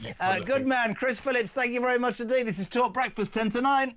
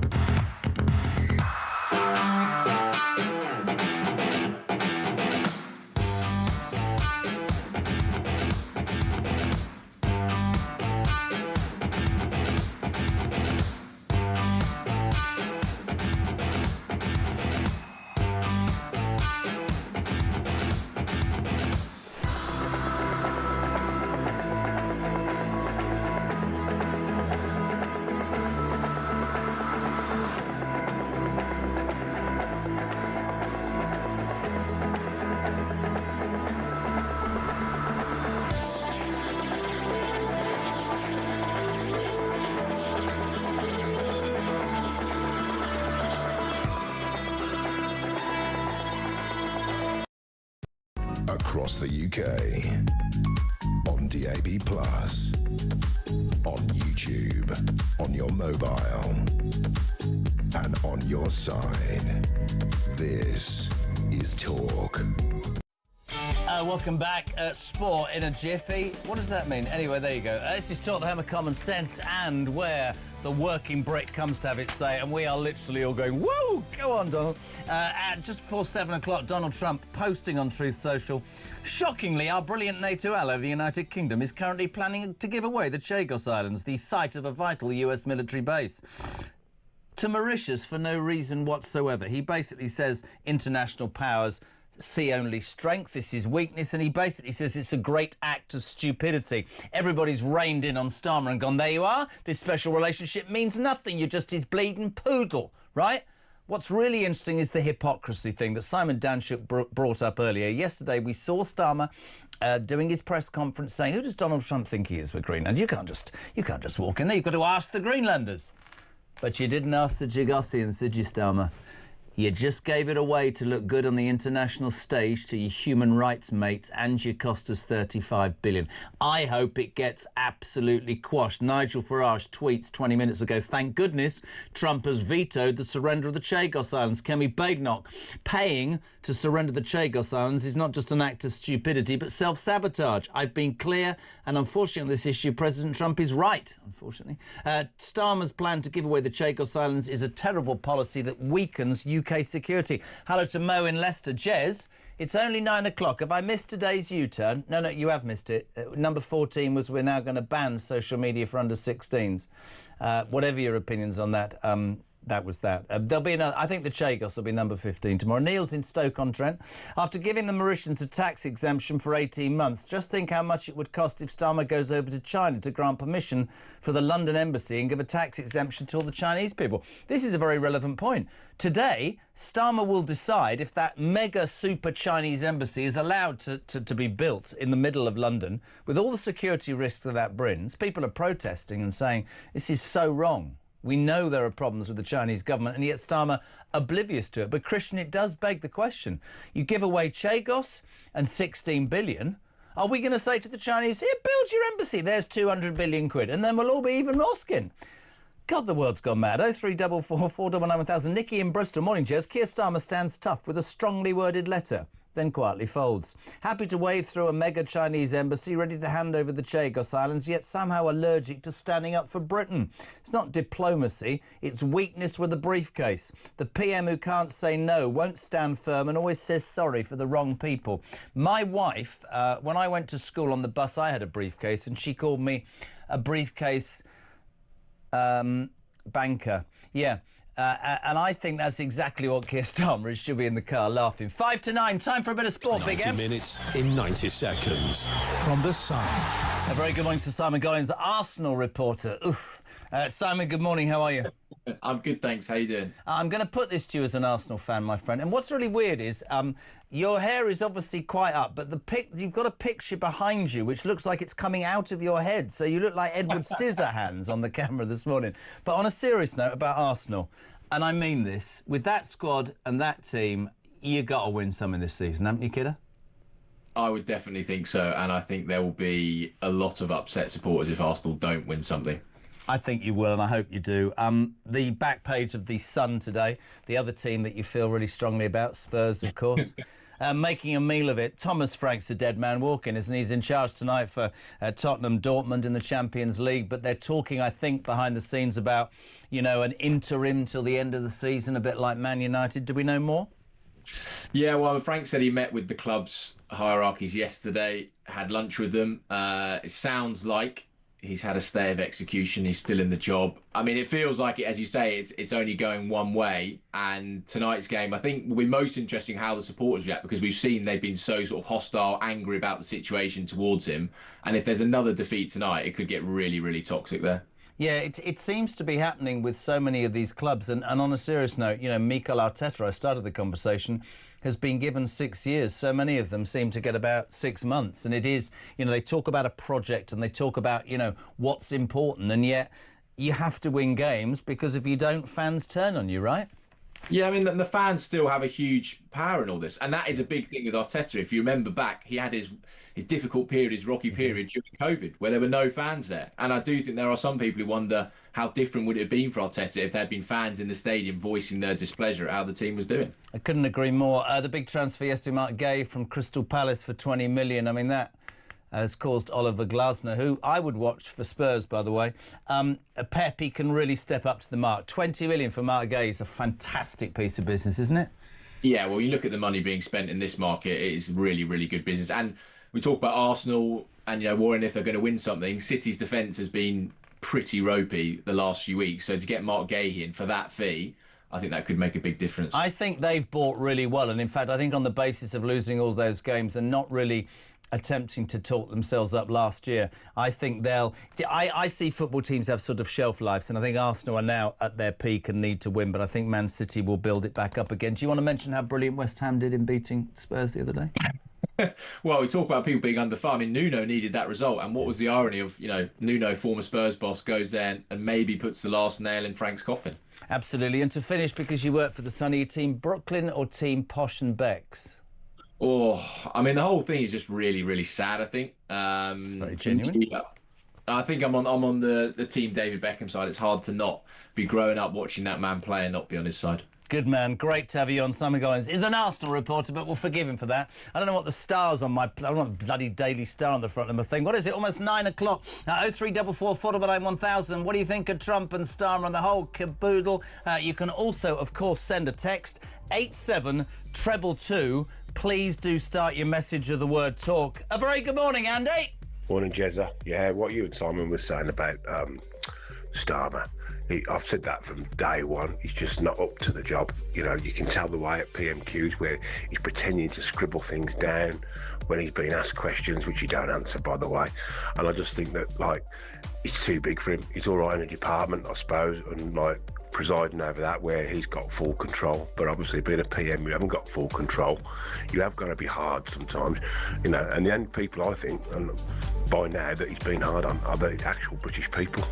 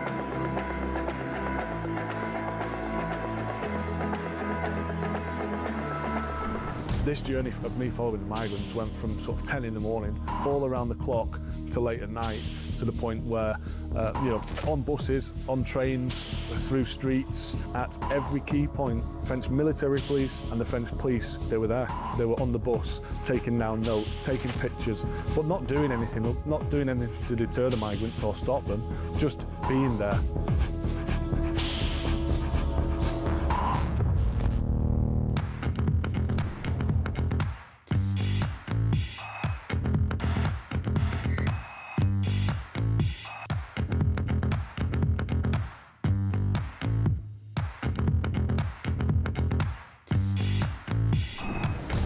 I was sat in the tent and he was showing me through photos of his phone, scrolling through.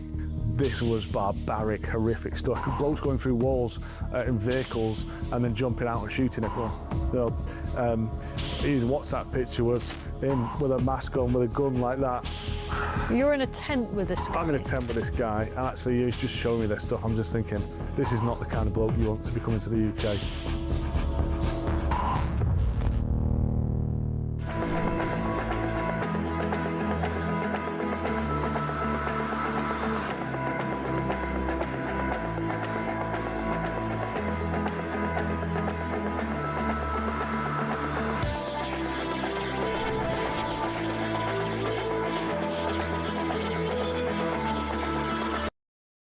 Across the UK, on DAB+, on YouTube, on your mobile, and on your side. This is Talk.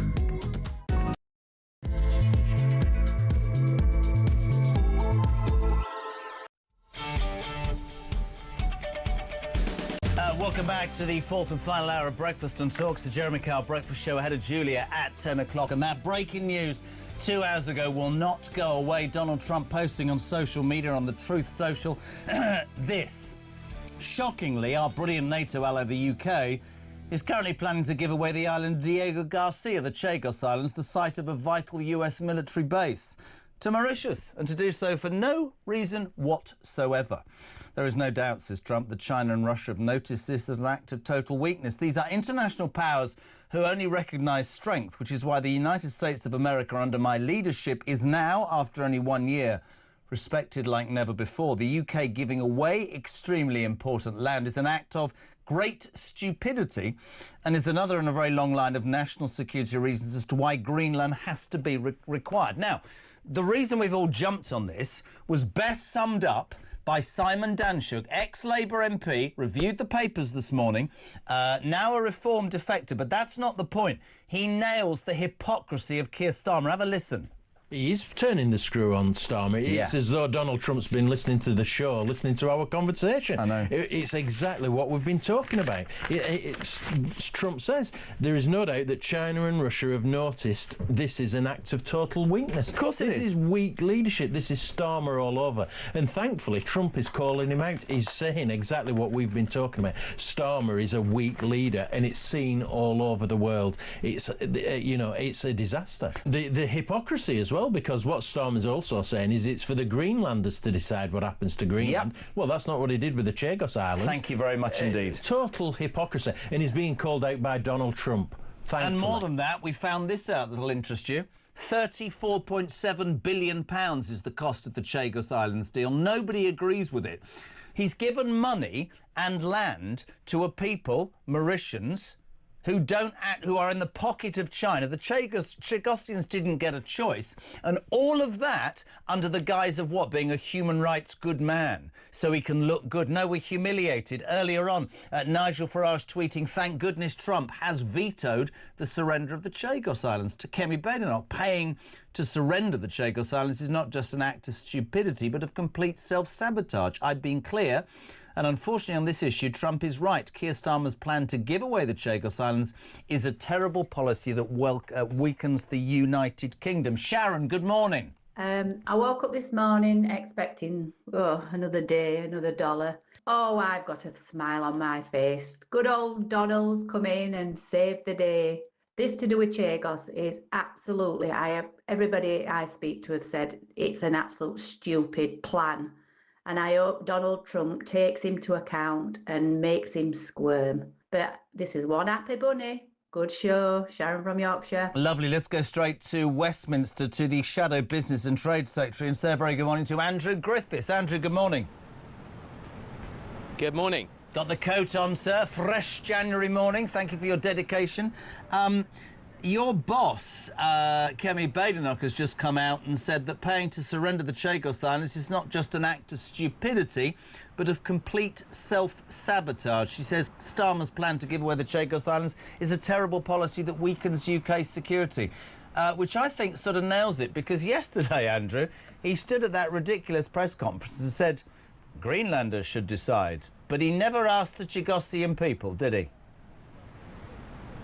He did not, and we know that peace comes through strength, through willing to be standing up for yourself. The Chagos deal, which the Conservatives have opposed since the very first time it was announced, is a terrible deal. Economic self-harm, sabotage, damage to British taxpayers, damage to the pristine marine environment, and it's got some very important national security assets which cannot be replicated anywhere else on the planet. It's a terrible deal. Starmer's becoming adept in U-turns. He should be U-turning today, showing that the UK is willing to stand up for itself, growing a backbone, and then on this, President Trump is right, but it shouldn't take a US president to tell a British Prime Minister what the right thing to do for Britain is. But you're absolutely right, but the hypocrisy of Starmer is now internationally laid bare. He stood there. None of us agreed with Trump, although you might disagree with me. I think it's posturing. I think Donald Trump is a businessman who's probably had this in his pocket. I'm coming into Greenland, and the world goes, no, you can't do that.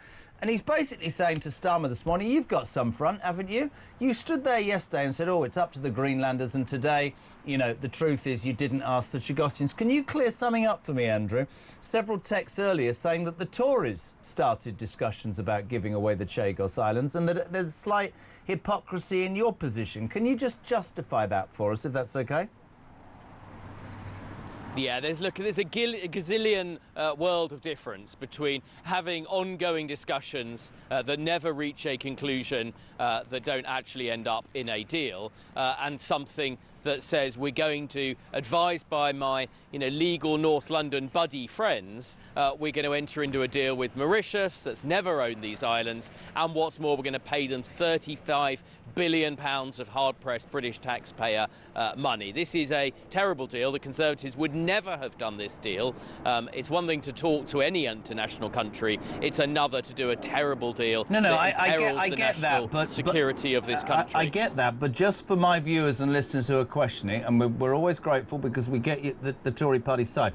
Why would your party have even entered discussions on giving away, as somebody said, land that's the United Kingdom's and is a massive security and important area? Well, they didn't end up in a deal. So look, you entered foreign policy discussions about all sorts of things all the time. That's a million miles away from actually having a conversation that leads to a deal. So I think that's very clear to people. I mean, we talk about all sorts of things. It doesn't mean that you end up doing them, least of all on ludicrous terms, that the Conservative Party has been very, very clear. So I know there's some people that sort of want to try and throw some smoke. Maybe they're from different political parties.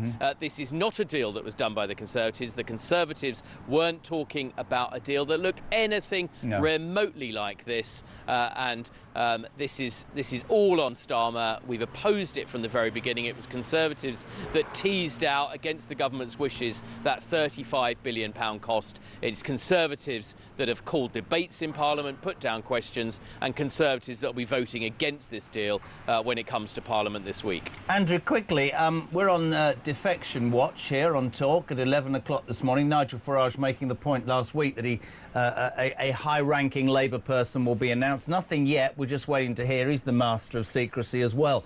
Obviously, on the back of Robert Jenrick last week and Andrew Rossendale yesterday, we read that Kemi Badenoch warns Tory MP she will not tolerate any more psychodramas after Shadow Ministers defect to reform, saying any who want to undermine or destroy the party will be dealt with.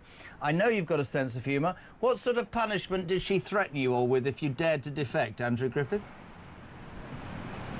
Well, I've got a sense of humour, but I've also got a sense of optimism, and I think the Conservative Party is taking very seriously its job of opposing this government. That's what we do day by day. That's our apprenticeship for one day returning to government. And I'm actually excited and optimistic about putting in plans to fix some of the challenges that our country faces, that yes, maybe governments of all different political flavours haven't been fully honest about and haven't been equal to the task. That's what I'm doing here in Westminster. That's why I came into the Conservative Party after 27 years in business, to fix some of those challenges, and I think we can do exactly that. Do you think that your party is stronger or weaker without Robert Jenrick and Andrew Rossendale? Look, I don't ever play or comment on personalities, but clearly any team is stronger if everybody is trying to put the ball in the enemy's back of the enemy's net. And so if you've got people on the team whose mind is somewhere else, then of course it's better that they're not part of the team anymore. It leaves the rest of us to get on with that purposeful set of plans. Andrew, it's great to have you on, mate. We really appreciate your honesty and your integrity, and thank you for joining us on Talk Breakfast. Andrew Griffith, Shadow Business and Trade Secretary. Let's go to a man who used to be the Deputy Chairman of the Conservative Party till in his lies he saw the light, or basically just got offered a large amount of money. Jonathan Gullis, a very good morning, sir. You defected to reform. I read something about you I didn't know the other day. You're already a mayor. Where's that? What? Are you a mayor? So, I can't believe I'm doing this. I'm the mayor of Kidsgrove, which is a little parish council up in my old constituency, which I'm very proud. It's a ceremonial role, Jeremy. I'm raising money for two amazing charities. Pops UK, which is about police officers who have lost their lives in the line of duty, their families get taken care of, and the Tri Services, which is about supporting our amazing veterans. So you've completely and utterly destroyed what I was going to say there, haven't you? You've absolutely... Policemen and women who lose their lives, serving veterans, I'm fully behind you. I was going to say, bit of a come down, Deputy Chairman of the Tory Party to a mayor of 3 people somewhere in Stoke. But listen, fantastic. 25,000 people, Jeremy. 25,000 people. Don't talk Kidsgrove down, my friend. I would never do that. Morning, JG. an overview to start with. Starmer ripped a second one this morning by Donald J. Trump. I mean, I think most people, Jonathan, understandably, myself included, were like, no, you can't just walk into Greenland and take it over. You can talk about the security issues and you can have that debate. I've been very cynical for a long time about NATO, not a massive fan. I think he rattled his sabre when he got elected and said to them, hold on a minute, I'm paying all this and you're not, and they all jumped into line. But with this Truth Social post this morning saying that the giveaway of the Chagos Islands is an act of stupidity and weakness, and more than that, what it says about Starmer's hypocrisy in that, he'll pontificate about Greenland, they should decide, and then push this upon Chagosian people without asking them and give away our money, this absolutely shines a light on this man's incompetence, doesn't it? Look, totally. President Trump is entirely right about the stupidity in the UK handing over sovereign territory, an important military base, and giving away £35 billion of British taxpayers' money to do it to an ally of China, who we all know are a major national security threat. It makes no sense. I'm somewhat frustrated that President Trump originally had backed the deal. I'm hoping now that he will renegade on that. I'm going to ask you this because you were an MP. You were the deputy chairman of the Tory party. Now you're mayor of wherever. I think we don't always give Trump enough credit, JG, and I'm not trying to make him out to be a genius. He's a deal maker, he's a businessman, but there is an argument that says that he's had this under his hat for ages because he had Greenland planned and he wants it as a bargaining tool. Thoughts on that? Maybe, but I'm again deeply frustrated that originally he had signed the deal, but glad that he's now raising concerns about it. And look, when it comes to Greenland, I just think that is an act of great stupidity on the behalf of President Trump, because at the end of the day, I don't see why NATO allies should be bickering amongst ourselves when China and Russia are such a serious threat. And I hope that, as I say, there can be some diplomatic solution to this particular issue. I don't deny that there are clearly security threats from China and Russia in Greenland, and whether NATO needs to have a serious look about how many troops are deployed there and how that would operate and work, then let's have that discussion. But at the end of the day, when it comes to Chagos, absolutely, the UK should not be surrendering its territory. That is what a weak country does, not what a strong country does. It should not be giving £35 billion of British taxpayers' money away to do it. And it certainly shouldn't be doing it, on top of all that, to hand over to Mauritius, who are in the pocket of China, therefore putting our troops and our military at risk, as well as the security of that particular region and our allies in places like Taiwan. Couldn't agree more. And also the small cost of his Chagos deal, we found this earlier, is £34.7 billion. And as I pointed out, and I make no apology for this, JG, that is a third of our national debt that's costing us $10 billion a month in interest. So why would you not go for a country that apparently has got no money because food's up and energy's up and council tax is up? We apparently have no money. Oh, but you found $35 billion to give away to Mauritius, who are in China's pocket. And can I repeat, because it's 9 o'clock and I'm allowed to, I do it every hour, the Mauritian people won't be paying tax for 18 months because they're now debt-free because of the money our Prime Minister gave them. It's ludicrous, Jonathan Gullis. Jeremy, as you... Sorry, go on. Oh, sorry, I was about to say, Jeremy, that is the salt that's being rubbed into the wound of the British taxpayer. To hear that our money is going to be used to give people in Mauritius a tax-free lifestyle is utterly insulting beyond repair. And I think that is, just like you say, further damage to Sir Keir Starmer, who has the worst Prime Minister in the history of British politics. Even the polls suggest that too. 75%. 75% have a grim new view of him. That's 3 out of 4 people think he's the worst Prime Minister ever. But, of course, that doesn't beg... There's a bigger question, JG. 7% said I don't give a damn, which meant that 18% of the people that YouGov spoke to think he's doing a decent job. I think they need to be deported, don't they? Well, they certainly need examining, Jeremy, I think it's fair to say. Look, I think we all know that there's going to be a base of Labour supporters, and I suspect that 18% is the hardcore Labour voters that will cling on to the party for dear life, for whoever is the leader. But maybe those people out, maybe London-based, should actually come and visit places like Stoke-on-Trent and try and tell people in my region, where they're now facing the third increase in council tax of 4.99% under this Labour-led council in a row, and have needed another bailout. Again, the trilogy of bailouts that no one wanted here in Stoke-on-Trent, to the tune of around £70 million. It's going to cost £10,000 a day in debt interest per Stoke-on-Trent resident. That's what Labour's doing to communities like Stoke-on-Trent, as well as other regions of the country. Back to, listen, I love the fact that you do your bit and it's great. Well, Maggie's in London. Only an idiot of a leader like Starmer Sutra could make an enemy out of our once great ally. Gary in Bolden, you'll love this, Jonathan. Hopefully now, President Donald J. Trump will do us all a favour and launch a similar raid to the Maduro one in Venezuela. Capture Starmer for humanitarian reasons, you understand. And Adrian says, correct me if I'm wrong, but didn't his Trumpness give the thumbs up to the Chagos deal last year? I remember being really disappointed by this and had the feeling Trump was laughing at it behind his back. Maybe it was up his sleeve, which is what we said already. Can I talk about the other thing that's causing consternation this morning? Jonathan, the Chinese mega embassy in the centre of London near fibre optic security cables and cameras and all sorts of stuff. Everybody's going, hold on a minute, Starmer, are you mad? There's proof that the Chinese are trying to take over the world. There's proof that they've spied on us, and you're going to allow this to happen. Who knows what the hell's going on? And he's going, well, you know, I mean, I think it's a very good idea. That has to be stopped. I'm wondering if Trump will wade in on that next. Well, I certainly hope that the Prime Minister will not allow this super embassy by China to be built. Like you say, it is clearly a severe threat to our nation's security.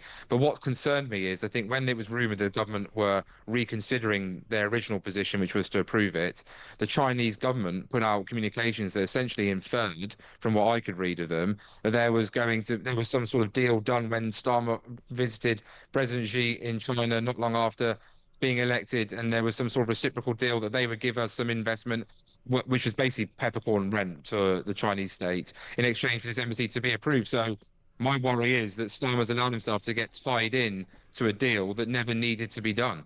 He just doesn't get much right, does he? I want to take a call because we love you're going to be on Talk again soon, aren't you? We love having you on the station. Let's go to Southampton. Paul, you're on Breakfast with JK, and Jonathan Gullis is with me. What you got, Paulie?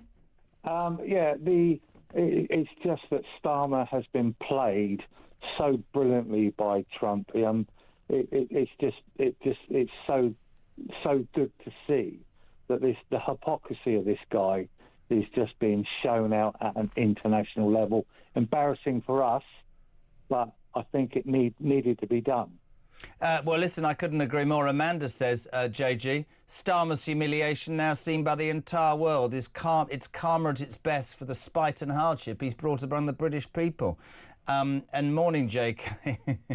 Please get me Jonathan Gullis's face as I read this one out from Steve in Lincoln, because I want to see JG's face. There you go. Let's be honest, Trump has bent Starmer over and shown him the Kama Sutra. I think that's probably quite true. It is fair to say the humiliation is utterly complete. Chinese embassy, this whole deal with Greenland, and this sort of mess of kowtowing to his own backbenchers at every toss and turn, not able, in fact, to bring anything through. No sort of direction, no sort of oomph. Talk today as well. I know you defected to Reform. A couple of things on that. Nigel had said that he was going to announce today a Labour defector, which is obviously big news. Lots of names going around. Certainly Baroness Kate Hoey, but I mean, I don't think it's her. She hasn't been a Labour member for 8 years. Obviously, a tick would be if somebody from Labour came over to Reform. Where do you stand on and this isn't against you, where do you stand on the criticism amongst certain Reform voters who go, are you joking? This is just becoming the Conservative Party 2.0 and people are out to save their political skin. Well, I can understand why some people may feel that way, and I've been very clear with the members I've met locally, and I've visited a number of Reform branches, that I'm here to be part of the team. That we've got local elections in May in our local area. I'll be out working hard, knocking on doors, delivering leaflets to make sure we deliver Reform councillors and win control of Newcastle under Lyme borough council. And I think it's for people like me to show that we're serious by going out of our way to ingratiate ourselves with the membership and show that we're going to be one of the chaps out there on the front line doing what's needed to do to raise Not just funds. for the glory, you mean, not just for walking into a seat because you've decided that's the way back. Show through your efforts that you're serious with the message. What did you make of Robert Jenrick's defection, Andrew Rossendale, JG?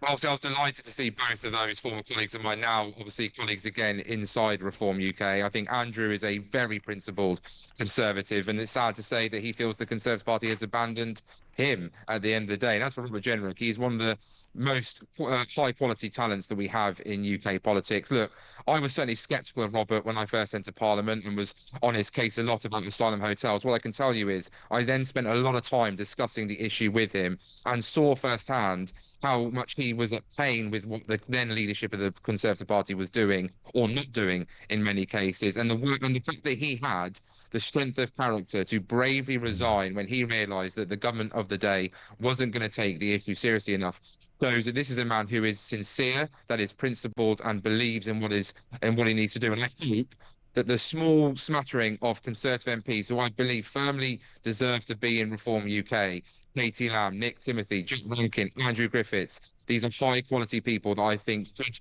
join Reform UK, because it's clear now that Reform UK is the only party. You just mentioned Andrew Griffiths. I just mentioned him. You think he could defect, do you? I don't think he will, but I hope he does, because I think he's a brilliant communicator. I think he's a brilliant minister and parliamentarian. I think he adds a lot of experience from the business world as well. And as I say, what we want is true Conservatives who stick to their principles and values. And Andrew, Katie, Nick, Jack, these are people I think that have are very good people who have shown that they are the future of conservatism. It's just a shame that conservatism doesn't live in the Conservative Party. I was slightly concerned because last weekend you talk about going out and knocking on doors and delivering leaflets. Some of us did 17 hours interviewing 200 would-be MPs in my guise as an independent broadcaster, before anybody says anything. 200 MPs I interviewed to be MPs in the Senedd or in the Scottish Parliament. And I thought, well, when I'm going to be doing it again before the election, I'm going to have to deal with your ugly mug, aren't I?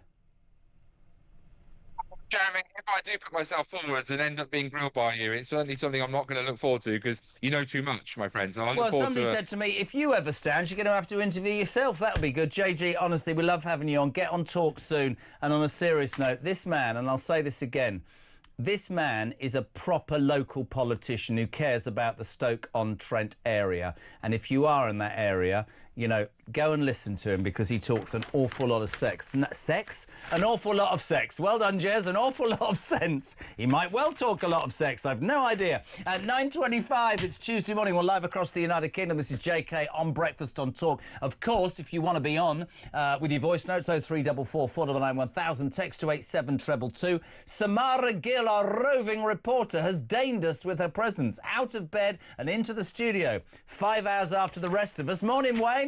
Jezza, I live in Essex, more specifically Burnham on Crouch, quite literally the arse end of nowhere. My 8-year-old daughter, no social media, has an iPad for schoolwork, that's as far as it goes. On a drive to school this morning, she heard you mention Keir Starmer. She then started going, Daddy, do you know this song? Keir Starmer's up. I literally had to pull over in laughter. She's 8 years old. She hasn't got there from anything but normal TV or sports events and from the school playground. Even my 8-year-old daughter knows what Keir Starmer is. Oh man, we need to get rid of him. This country is doomed. Forget social media. Just get that limp wet wipe out of number 10. Oh my days.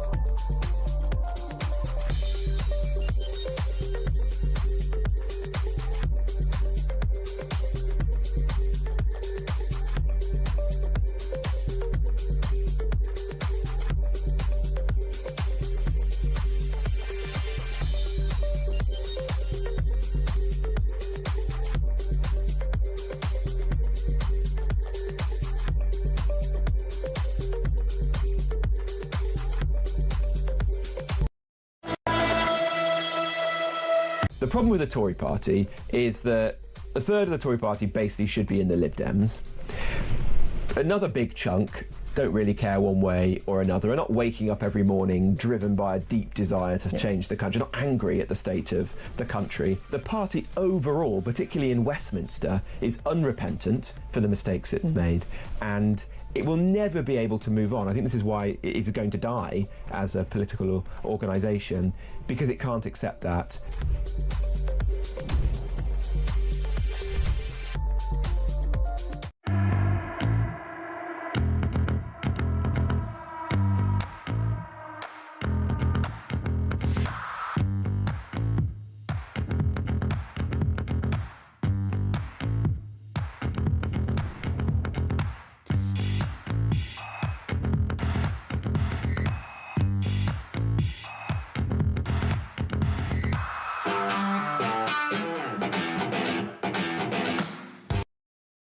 Across the UK, on DAB+, on YouTube, on your mobile, and on your side. This is Talk. Welcome back, my friends. Just gone 9:30. Julia Hartley-Brewer here from 10 o'clock. And, of course, Ian Collins, the housewife's choice here from 1 o'clock this afternoon. Samara Gidd, our roving reporter in a tick. Morning, Mike Faulkner. Great show, Jez, and guests. Can Labour force a vote of no confidence in this dreadful Labour government? Keep up the... What do you mean? Why would Labour do it? You mean his own MPs? Maybe. Good morning, says Stuart. Great channel, though mainly informative. It also entertains. Right. I could do you a joke there. Yes. No, I'm not going to. How can Starmer possibly be so incompetent? He obviously has a little intelligence. Is it time to consider he could be the best ever communist spy? Maybe he is, in fact, a spy, which is why he's allowing the Chinese embassy, which is why he wants to sell the Chagos Islands. No, Mike, they can't. Ron, no. Ron from Berkshire here. Has it occurred to anyone that if under 16s are banned from social media, we will all have to prove we're over 16 to use it, presumably using one of Starmer's approved verifiers? Digital ID and control by the back door. Job done. Wake up, Britain. Adrian, good morning. Trump calling out the Chagos insanity won't make any difference to Starmer whatsoever, because to him, hypocrisy, duplicity and treachery are badges of honour. Wow. Anna's in Cumbria, that's brave. I think it was always Donald Trump's intention to come out against the Chagos deal. He was biding his time and giving KS, is that what we're calling him now, enough time to hang himself and pick the right time. I've got to say to you in Cumbria, I completely agree. I said this all morning and people think I'm mad. They all go, oh, he's deranged. He agreed with it. I would think the deal maker kept it in his pocket. Amanda, this whole Chagos Islands episode highlights the utter incompetence and arrogance of Starmer and his advisers for not seeing the Trump response coming. Dan is in Leek in Staffordshire. Now, he could be having a leak in Staffordshire. He could be called Dan Leek from Staffordshire, but there is a place called Leek in... Anyway, I said last week we get whiplash from PM Pinocchio and his U-turns. Donald Trump has just called him out to be the art that he is. Good morning, Lee. Good morning, Jezza. It's Lee from Rugby. I actually totally agree with you. I think that Trumpy has played a blinder. He has stitched Stomer up like a kipper. All of those comments that he made about Chagos, yeah, it was okay and everything like that. He knew exactly what he was doing. He knew exactly what was going to be happening with Greenland. And basically, he stitched him up, he lined him up, and he knocked him over like a skittle. What a muppet. I think that Trump is unbelievable. It's incredible that we live in this age with this bloke. Anyway, keep up the good work, mate. Great show. Love ya. Bye. I think we paid him to say that. 28 minutes to 10, I say a very good morning to our roving reporter who's looking very sort of dishevelled in a good way this morning. Windy. Is it windy out there? Dishevelled in a good way. No, look, the problem is I've literally had to fly here what, because... in your own helicopter? Yeah, well, you know how it is. You know the budgets of this place. Yeah. All the way from Mayfair. Yeah. Yeah. No, I've literally been running around because all yesterday I was interviewing until quite late in the evening those women who were standing up. So I just want to say, if you were tuning into Breakfast earlier, great piece on the Chinese embassy. That decision today, everybody thinks that Starmer's in the Chinese pocket. We'll bring more of that. But you also did another report yesterday, and I'd like you to do this because this is fantastic work.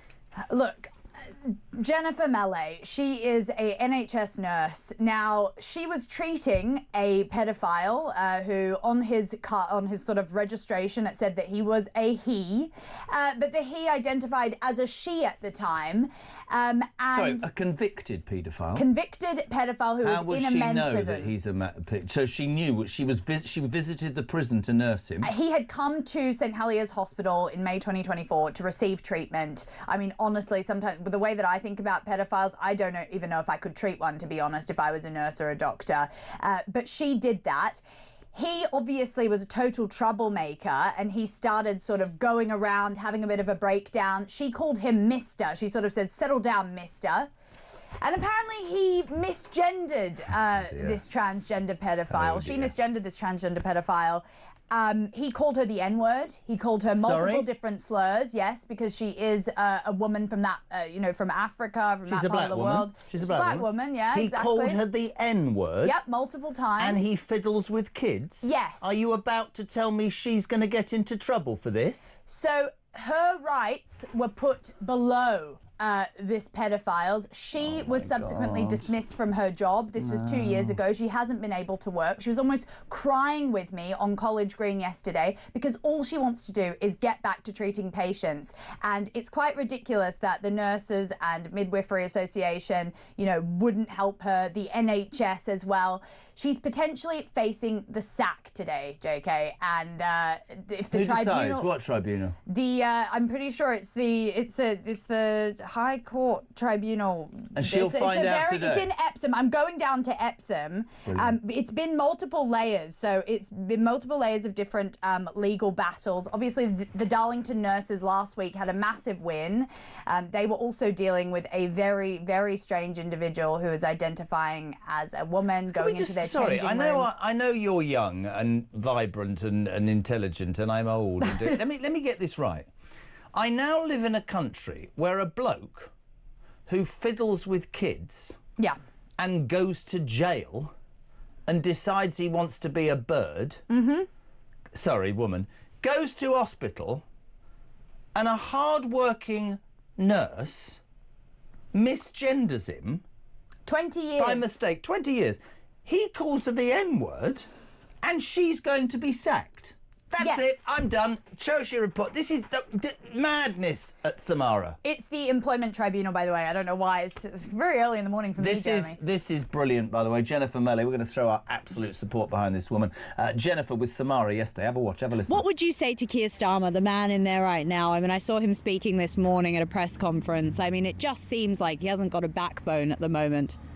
It's such a disgrace for us that our MPs, Keir Starmer, just sweeping it under the carpet is traumatizing. All that I can say, but honestly, I love my job. I work so hard to achieve this, and it's going to be terrifying to face the panel for them making a judgment that is really unfair for standing up, calling a man a man. He is a man and a convicted pedophile for that matter. And I treated him with kindness and respect. My daughter right now, she had to resign because she's a newly qualified pediatric nurse. Oh she my only God. served for 1 year. And her watching me going through these difficulties, really affected her. Why does the NHS still not actually acknowledge the Supreme Court ruling? Why is that? Look, these women are being thrown under the bus, and that's because you've got people in these organisations who are completely captured by rabid gender ideology, and they can't accept that the Supreme Court has set out, it didn't change the law, it set out what the law says, which is that you can believe in biological sex is real, it's important that women can have access to female-only changing spaces, and yet all of these women are being hounded and harassed by their workplaces. They face huge stress and huge worry when they have done nothing wrong. I mean, what would you say to Jennifer? I would say to Jennifer, stand strong, walk in with your head held high. You have done absolutely nothing wrong. And we, as the Darlington Nursing Union and the Darlington nurses, are right beside you every step of the way. I hope she gets a positive result. I'm here to support her as well as the Darlington nurses. I feel we've all been here together and we're all pushing for the same result. Absolutely. Can I just compliment you, Samara? I mean, we can get lost sometimes on this station, on this show, big things. That is utterly, utterly, utterly disgusting. You're going to the... I just want to repeat that to anybody with a brain cell. You've done 20 years as a nurse. A convicted paedophile who fiddles with kids comes into your hospital and you misgender him by mistake. Yeah. He calls when he's you, lashing out. He calls you the N-word and you risk losing your job. That's modern Britain. That was Well, Britain. I tell you what modern Britain is. Yesterday, that dreadful woman, Lisa Nandy, who's the culture secretary, when asked if reform was fascist, said, and I quote, "In my experience, if it looks like a duck and it walks like a duck, it's probably a duck."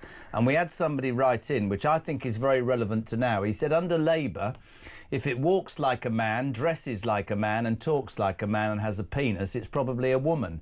And you laugh, but that is madness for that Jennifer lady.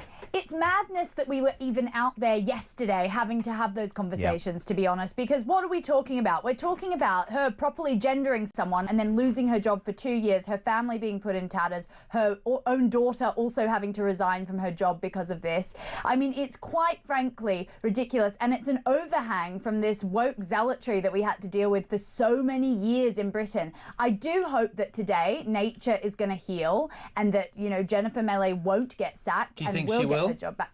It's very 50-50. I bet you it'll be that we'll give her a job back, but she's got to say sorry. I would be sticking to my every principle. A, and 1, he's a kiddie fiddler, and B, and 2, he called me the N-word. He can do one. And this rabid, as it was described, gender ideology, do you know my thing is, without self-imploding, who thinks in a calm, considered way that it's okay for a convicted sex offender, all you parents here, this man fiddled with your kids, potentially, calling a hard-working black nurse, and her colour shouldn't be relevant, the N-word. And he's all right. The next thing will be he'll sue the NHS for damages to his mental state. They should incarcerate that pervert or deport it.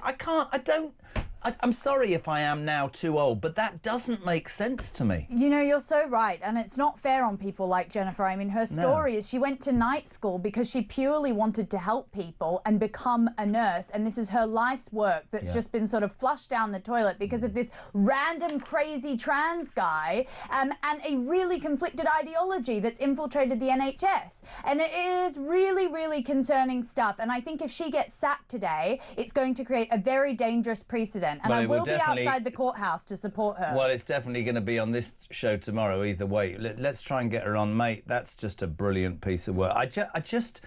You step back from that and you just go, there's no sense in that at all. So do we know when the hearing is this afternoon? Yes, so the hearing's at 3:30 p.m. and I will be waiting because Talk has followed this story throughout its process. We didn't just come to Jennifer yesterday. We were years ago doing interviews with her and trying to get her justice. So I just hope that it's a happy ending for this lady, and just like the Darlington nurses received. But you just don't know. With the Labour government in, with Keir Starmer not even really being able to define what a woman is, who knows how the hell this is going to go today, but let's just see. Well, listen, great work. We wish Jennifer the best of luck. We'll update that as we go. Here's a very interesting text, which you can respond to. Could you please get hold of Donald Trump and ask him to take over the Isle of Wight and free us from Starmer? I know, he's going for the wrong geopolitical sort of locations. Could he come over here and help us? I mean, could he remove forcibly Keir Starmer? That's a joke. But yeah, I mean, come on, Trump. He's got more backbone than most of Europe and our Prime Minister combined. Christina says, great work, Samara. That nurse telling a story about calling a person a mister had me in tears for a very brave lady. Wish you the best of luck. Samara will keep us updated tomorrow on that case. Shirley, good morning. Good morning, Jezza. It's Shirley from the Cotswolds. Just listening to Simon Danczek saying what the rest of us have been saying for days, that Starmer is a massive hypocrite over the Chagos Islands. I'm surprised it's taken this long for you to catch on. You're making a huge deal of what he said, but the rest of us are way ahead of you. Anyway, Jezza, you have a lovely day. Bye.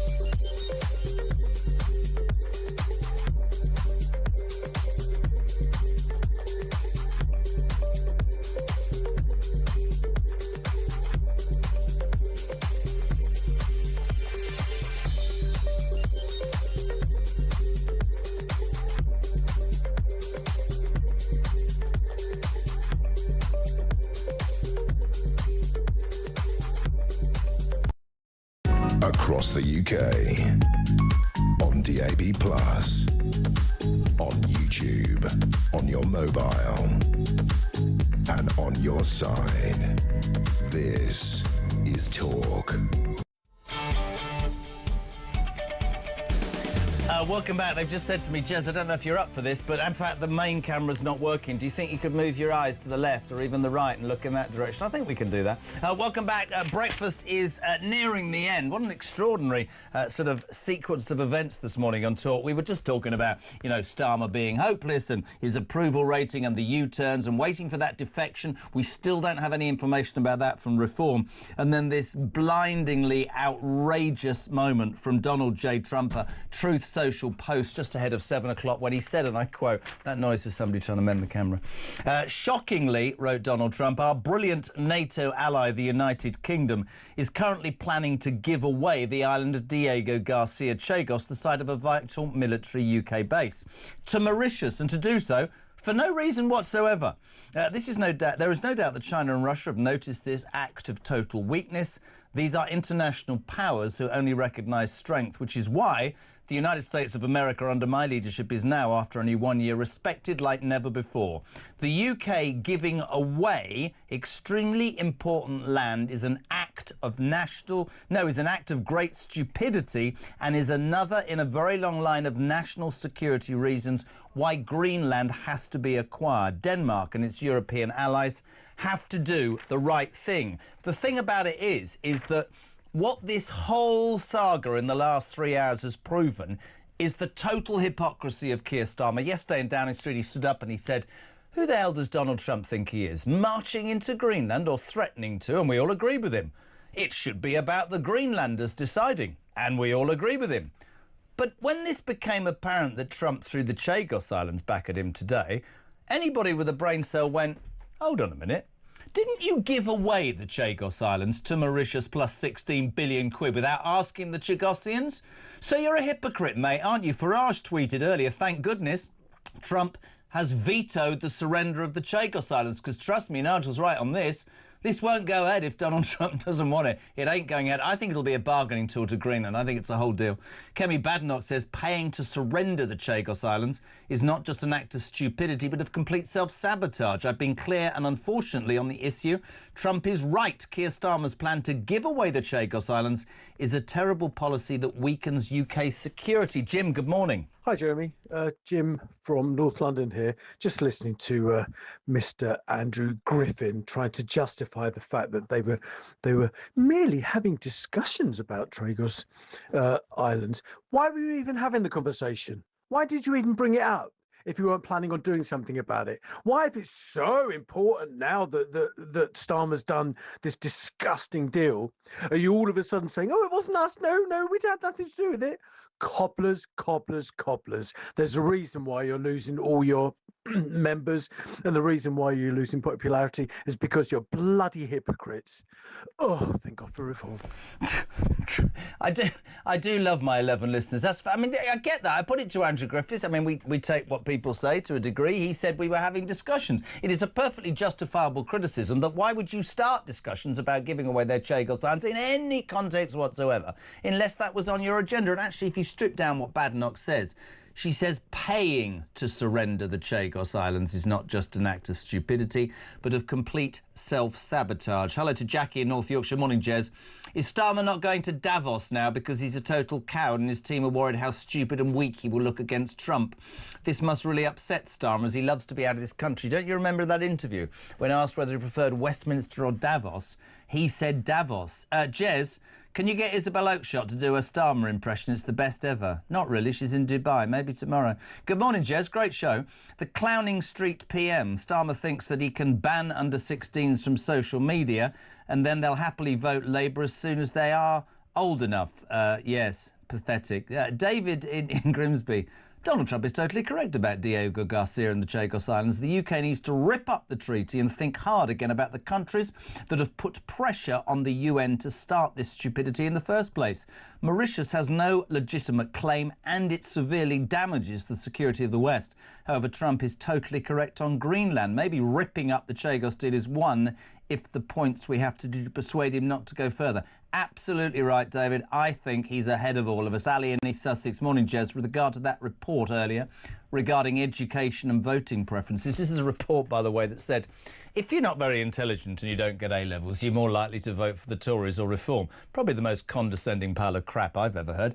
With regard to that report, not only is it condescending, Blair wanted all to go to university, knew that universities were institutionally left-wing. It was clearly a ploy to brainwash the younger generation. Margaret's in Norfolk. Why do I always say Margaret like that? We haven't even got through January and Starmer is at odds with Trump over Greenland, threatening to block X, smash the record number for the number of boats, and is on the verge of granting this embassy in China, in London for China. The man's a nightmare. Talking of which, today is D-Day. Will Keir Starmer, or has he already, approved this Chinese mega embassy in the centre of town near the Royal Mint? Lots of people in the UK very concerned about the security implications, naturally. Let's say a very good morning to Professor Anthony Glees, Director of the Centre for Security and Intelligence Studies at the University of Buckingham. Good morning, Professor. How are you? I'm very good, thank you. Very good. You've got more words after your name than anybody. Let's cut to the... I know. Don't bother about it. Anthony, thank you so much. Let's talk about this Chinese mega embassy. I sent my roving reporter down yesterday. There were protests. Some people fear that he's already done a deal with China. This is a major security concern, isn't it? Well, of course it's a major security concern.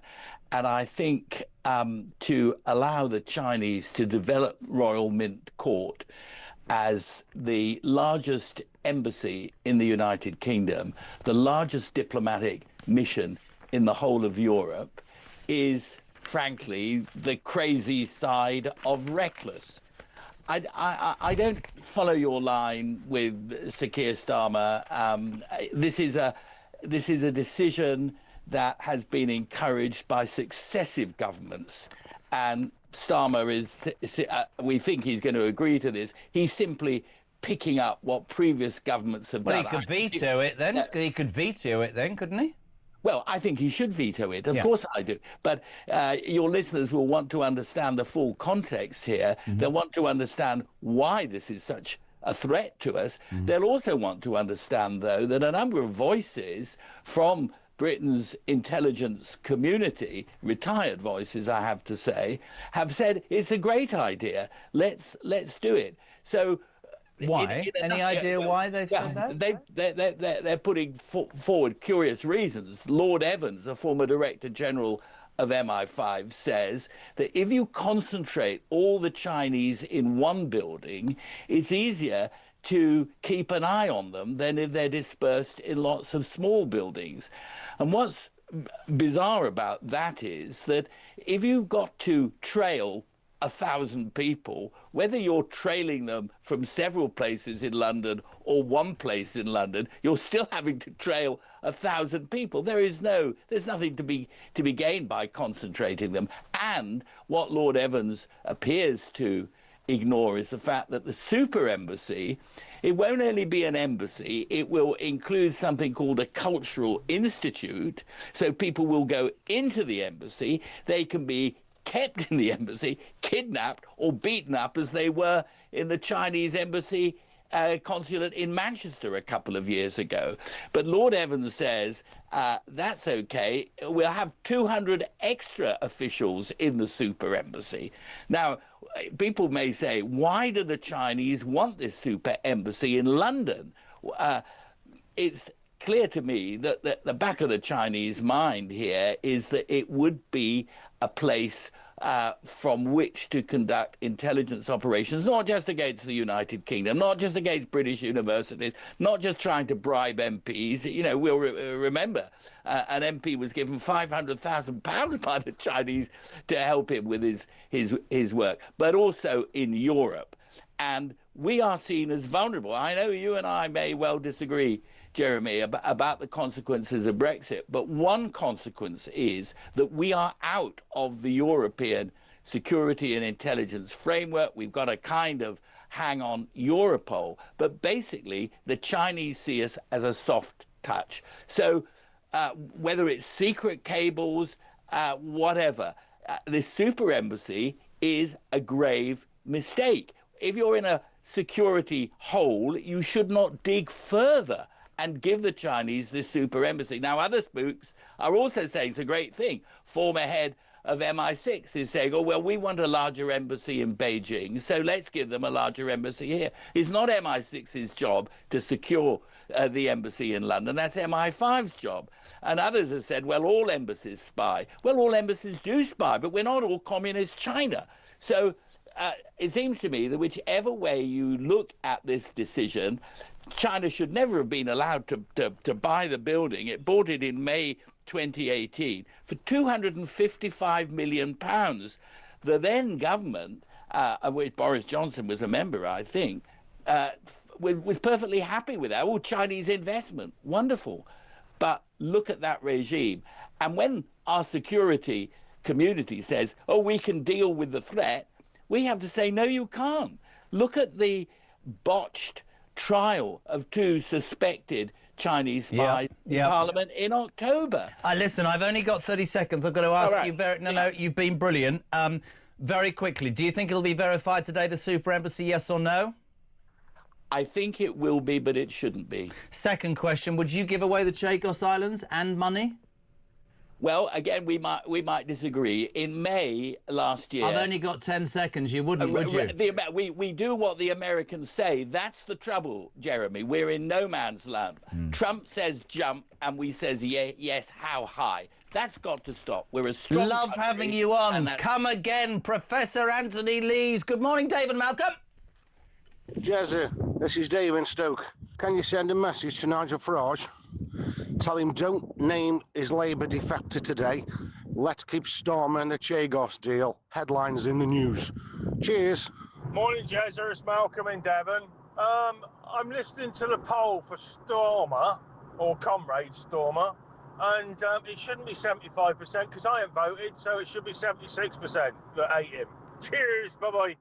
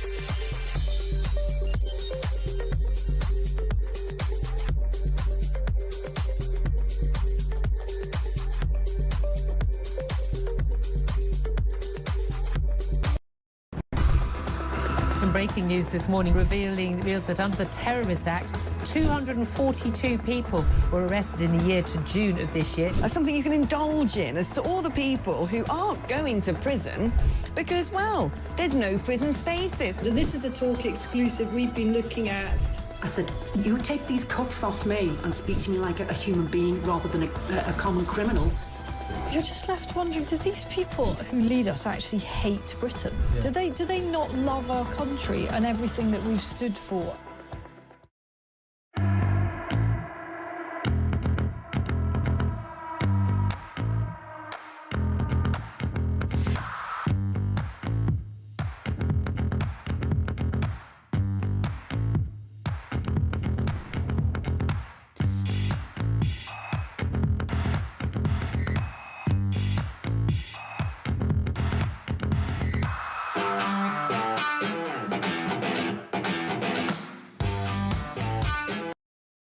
Across the UK, on DAB+, on YouTube, on your mobile, and on your side. This is Talk. Julia Hartley-Brewer is here. Yeah. You just said a really naughty word. Goodness, the microphone wasn't on. I'm not really that wrong, though. Lou's from Fowey. Morning, Jez. How can Starmer make this decision without some parliamentary vote? Is this man a dictator? Neil and Stoke-on-Trent. And this, did you hear the story about Jennifer Melley, this poor woman? Mm-hmm. If that disgusting kiddie fiddler used the N-word to the nurse who was doing her best to help a man in distress, instead of taking his side and sacking her, he should have his prison sentence increased. I don't agree. Oh, absolutely. Well, he absolutely should. I mean, I thought we weren't allowed to, like, racially abuse somebody, certainly in the NHS. They should be prosecuted, and said she's the one facing losing her job. Yeah, we talked about that with the Darlington nurses yesterday, who were very much on side. But this morning, waking up and saying, oh, Trump's been at it again. It's like the first term again, isn't it? I mean, going for everybody. Also, I'm very concerned. I mean, OK, slacking off our Prime Minister, fair enough. I mean, just join the queue. No, all fair point.